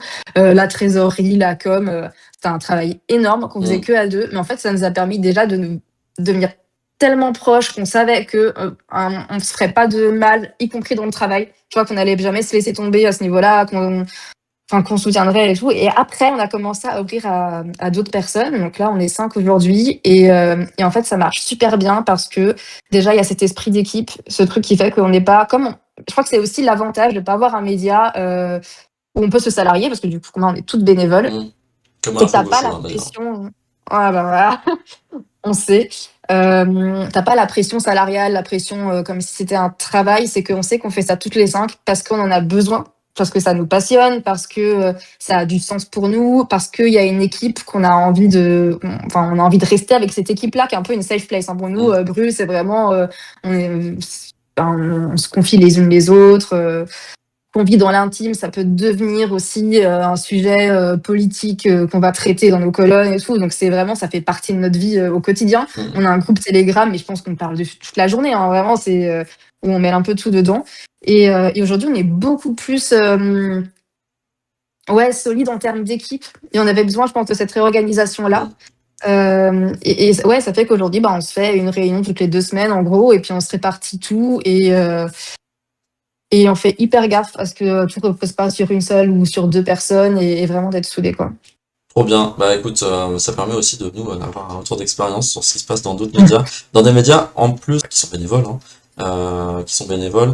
D'ailleurs, j'en profite aussi, pareil, je disais aussi sur l'entretien avec Émeric, c'est en tant qu'individu, de faire le maximum, en tout cas en fonction de ses capacités, et de se respecter soi-même, mais pour donner pour la société, pour ses valeurs. Vous pouvez le faire aussi à travers les médias. Il y a aussi ce sens un peu du sacrifice, parce que on gagne rien, en fait on est beaucoup on est des centaines de milliers, même dans le domaine associatif, à être bénévole, à donner du temps pour les autres, Mm. sans en tirer de bénéfices autres que de se sentir intègre et utile pour la société et pour les valeurs, du coup, les causes qu'on défend.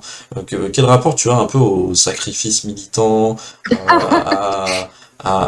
comment dire, à l'épuisement psychologique, physique, en fait, à être confronté à des sujets qui sont des fois gravissimes. Enfin, on parle de l'écologie, c'est peut-être un des sujets qui est l'effondrement de nos sociétés capitalistes, des guerres, etc. C'est quelque chose qui est un peu... on a vite fait de doumer, quoi. Mm. Quel rapport tu as, en fait, avec les causes que tu défends et le sens un peu du sacrifice, quoi. Bah, je pense que tu as décrit un peu les cercles militants. Je pense qu'on est tous un peu des personnes qui avons ce sens du sacrifice-là. Enfin, tu passes pas des nuits entières à bosser sur des projets, que ce soit en tant que journaliste ou en tant que militant, si tu l'as pas un peu. D'ailleurs, je parlais d'Extinction Rebellion. Moi, j'ai été à Extinction Rebellion il y a 5 ans, enfin, juste avant d'être maman. Ouais. Euh, Jusqu'à ce que ça se transforme un peu en soulèvement de la Terre, que ça ouais, split un peu ouais, partout, quoi. ouais, c'est ça. Euh, alors déjà, j'ai envie de te dire que cet esprit de sacrifice, genre pendant des années, j'étais le genre de personne à ne pas dormir de la nuit pour bosser, pour mener mes projets de front et tout. Et d'ailleurs, la première question que me posent mes anciens potes de lycée ou d'études quand je les recroise, c'est est-ce que tu es toujours accro au café et est-ce que tu dors la nuit? Enfin, je pense que je laisse une super réputation derrière moi, c'est vraiment trop bien. Et en fait, bah, quand t'es un enfant, pareil, ça change. Quand tu peux pas te mettre en danger. Moi, il y a eu des fois où, enfin, je suis souvent seule avec ma fille et parfois, il y a eu des moments où j'étais tellement épuisée que je me disais, mais en fait, c'est hyper dangereux. Imagine, là, genre, tu t'évanouis ou t'as un problème alors que t'es seule avec ta fille. Enfin, puis même, tu me montres quoi comme image, en fait, que travailler pour quelque chose de juste, ça te bousille la santé et que du coup, maman va être malade. Enfin, c'était pas cohérent non plus. Donc, je fais beaucoup plus attention à ça depuis que j'ai une fille aussi. Je lui montre, elle connaît très bien mon travail parce que je l'emmène avec moi partout depuis qu'elle est née. Elle vient sur mes terrains de reportage, sur mes conférences, c'est quoi parle mon livre et tout. Mm. Mais elle me voit aller me coucher. Voilà, elle me voit pas me mettre ma santé en ruine non plus. Et encore une fois, cette question de lutter dans la joie, je trouve que c'est hyper important. Et surtout de lutter avec des personnes. Ça, je parlais de safe place par rapport à Brûle. Et ça, je trouve ça trop important, c'est de ne pas lutter de manière individuelle, mais vraiment trouver des personnes qui peuvent te soutenir, enfin, avec lesquelles vous vous soutenez au quotidien, avec lesquelles vous luttez ensemble. Et vous savez qu'en fait, bah, si tu tombes, il y a quelqu'un qui te rattrape, quoi. Et que, voilà. Ouais. Mais Pour en moi, tout c'est cas, ça qui est important aussi. Le collectif, c'est trop important. ouais, carrément, carrément. Et moi, bon, pour parler de mon cas personnel, j'ai eu des problèmes de santé qui m'ont enfermé sur moi-même pendant bien 3 ans, quoi. Euh, des problèmes de santé que je traîne toujours, hein. J'ai des problèmes aux oreilles, enfin, j'en parle des fois de temps en temps, j'ai des acouphènes très très très, très vénères, de l'hyperacousie, etc. Et du coup, je me suis refermé sur moi, et en fait, la lutte euh, et le rapport aux autres, ça m'a permis en fait de redonner un sens à ma vie quand tu n'as pas d'objectifs, enfin, quand tes objectifs personnels et ton épanouissement que tu t'étais construit ou que tu voulais construire est mis en péril par des soucis, tu transformes ça en d'autres objectifs. Et en tout cas, moi, la lutte politique et le média, même Info Gaucho, hein, enfin, moi, je me suis remis à militer en 2024 avec le nouveau Front Populaire. Donc, j'ai milité pour les campagnes locales à Orléans, pour les candidats de l'UNFP. Ça permet vraiment enfin, de renouer avec plein de personnes, en fait, qui ont un sens du devoir un peu, de mettre son énergie au service des autres. Et en ça, beaucoup de personnes disent que la lutte est émancipatrice. Et c'est vrai parce qu'en fait, on rencontre énormément de gens, on s'intéresse à énormément de sujets, on est vraiment dans un travail collectif permanent, même si des fois, on peut être dans une forme d'urgence vis-à-vis des sujets qu'on Ouais. traite, etc. Mais il faut vraiment cultiver cette culture de la solidarité, de prendre du temps pour être heureux ensemble, et même si on est sur des sujets qui peuvent être graves et qui peuvent déprimer, ça fait du bien en fait de se retrouver même en manif, de rigoler, de se partager des trucs sur des boucles Telegram ou WhatsApp, c'est hyper important, quoi. Ouais, Donc voilà. clairement. Et moi, je vais te poser une dernière question. C'est le rapport que tu as avec la politique politicienne. Est-ce que toi, tu t'intéresses à ces enjeux-là? Est-ce que d'un point de vue professionnel, déjà, et d'un point de vue personnel, Est-ce que tu as des attentes particulières ou là, par exemple, on sait qu'il y a la candidature de Mélenchon qui est entre Ouais. dans tous les esprits, et Mm, il y mm, a mm. beaucoup de personnes qui disent qu'il faut faire front dans la période et soutenir. Enfin, comment tu vois ça? Tu parles des personnes qui veulent faire front contre Mélenchon ou contre l'extrême droite? Non, qui veulent justement faire front pour Mélenchon contre l'extrême droite et en faire un Ouais, candidat de ok. rassemblement un peu, si tu veux, quoi. Ouais.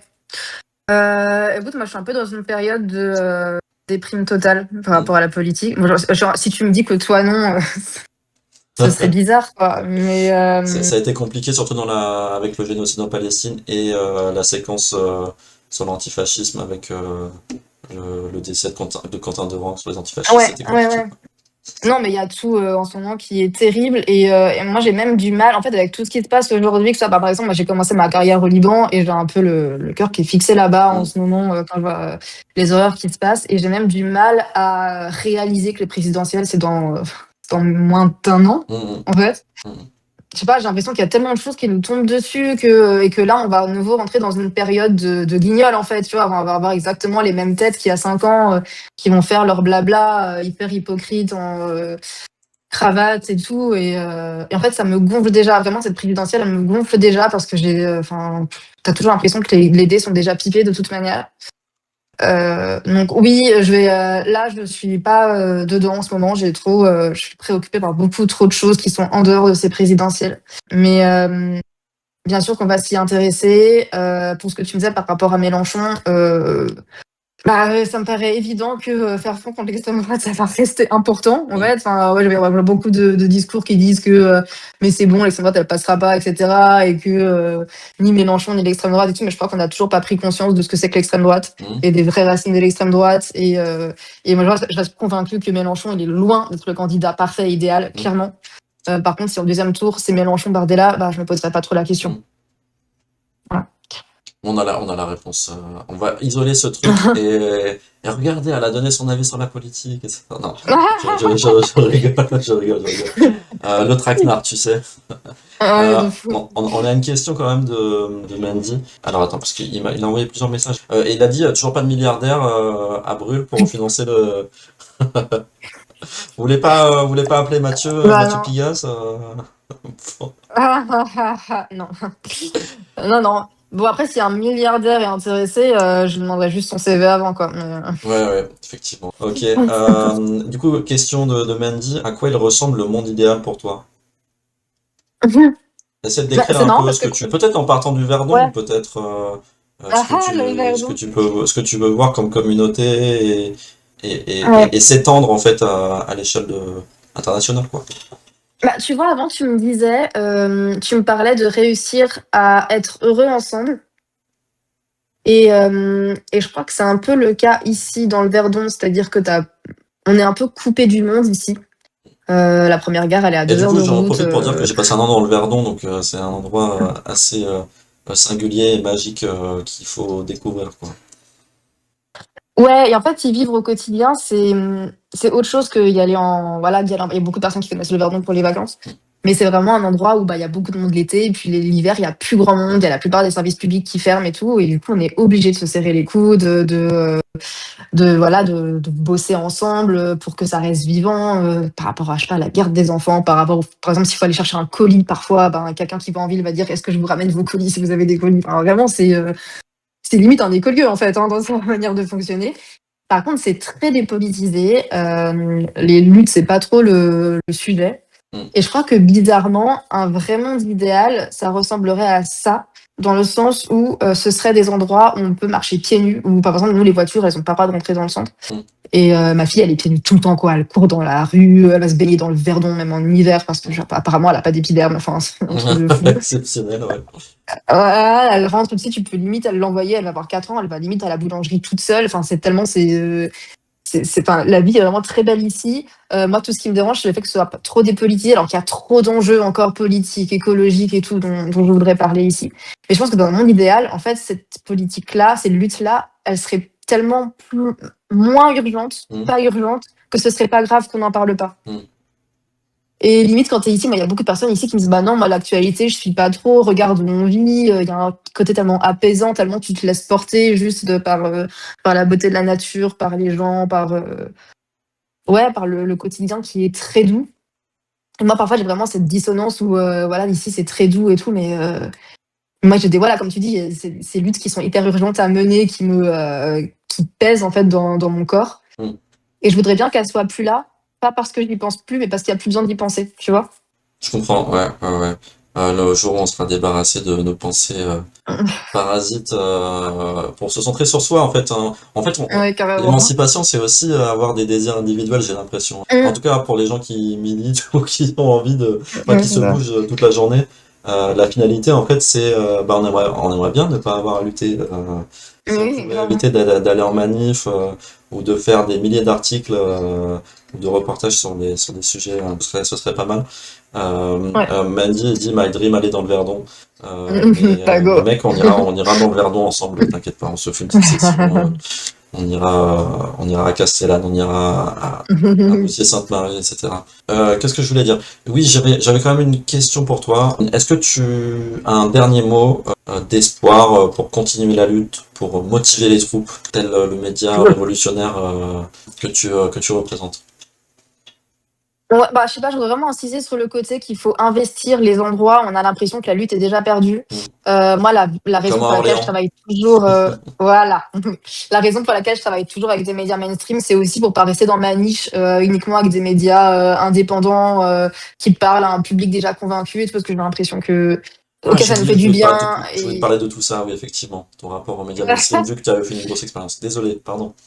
ouais, non, non, mais juste, ces espaces-là, ils ont besoin d'être investis. Moi, je me suis rendu compte, ça fait des années que je travaille avec eux et je me rends compte qu'il y a beaucoup de lecteurs et de lectrices qui viennent me dire oh, c'est fou, je pensais jamais que ce genre d'article, ça pourrait sortir dans tel média, etc. Et en fait, bah, si t'essayes pas, tu sais pas. Et moi, ça a toujours été très fluide. En fait, j'envoyais des papiers sur la décroissance et des médias plutôt libéraux et en fait, ça passe. Dans Et les échos, tu vas. notamment. Oui, ouais, Ouais. ouais, ouais, ouais. Ouais, et moi je trouve que ça fait du bien quoi. T'as vraiment l'impression enfin, de faire quelque chose qui a du sens parce que tu vas parler de sujets qui sont engagés, limite militants, dans des espaces qui d'habitude ne les accueillent Mm. pas. Et je trouve ça trop important. Et que ce soit là, je parle de médias, mais ça peut être aussi dans des collectifs ou avec tes voisins. Et ça, c'est aussi important. Genre, allez parler avec vos voisins, quoi. Parce que souvent, on continue de militer avec des personnes qui habitent pas forcément près de chez nous, mais que. Enfin, je sais pas, on se disait un peu en off avant qu'on a beaucoup nos œillères. Et je pense qu'on traîne tous avec des personnes qui, en fait, pensent comme nous, dans les mêmes combats que nous. Mais parfois, en fait, il suffit juste d'aller parler à ton voisin et de le. Enfin, ouais, de lui parler de ce qui t'anime, etc. Et en fait, c'est aussi comme ça que tu fais bouger les choses, c'est en recréant du lien, y compris en bas de chez toi et pas juste sur les réseaux. Enfin, avant de parler à 15 000 personnes sur les réseaux, bah, recréer du lien en bas de chez soi, déjà, c'est hyper précieux parce qu'on alimente cet esprit de solidarité, de coopération, voilà. Et puis, et je trouve ça trop beau, en fait, de réussir à recréer ces liens-là physiques. Trop bien, et ben on est avec toi, on est ensemble, on luttera tant qu'il est nécessaire de lutter. Euh, Merci beaucoup pour ta venue. Je voulais inciter les gens, oui, à donner aux médias indés, à suivre Brûle, à suivre son travail aussi. Insta, tu es sur Insta, tu es sur d'autres réseaux. Financer les médias indés, financer Brûle. Quel est le mode de financement de Brûle? Comment vous vivez? Brûle, alors on a des abonnements parce qu'on a un numéro papier trimestriel, on a des dons libres, à prix libre pendant nos événements et on a un Tipeee. Ok, trop bien. Et ben on met ça, tout ça sur la rediffusion sur la VOD pour YouTube.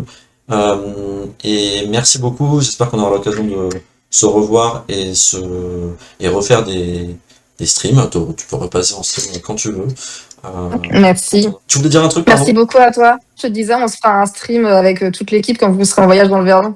Ok, Ça changera de paysage on par rapport à sera, notre on, bureau, quoi. on se fait ça au-dessus des gorges avec un super fond, Parfait. parfait, nickel. Ouais, de Avec, fou. avec un réseau en 5G évidemment, dans le Verdon. Bref. Bon, merci beaucoup Charlotte, à bientôt. Bonne Merci, soirée, à salut. bientôt. Ciao. Bonne nuit. Merci à toi aussi. Et ça fait plaisir de rencontrer des gens comme ça pour continuer la lutte.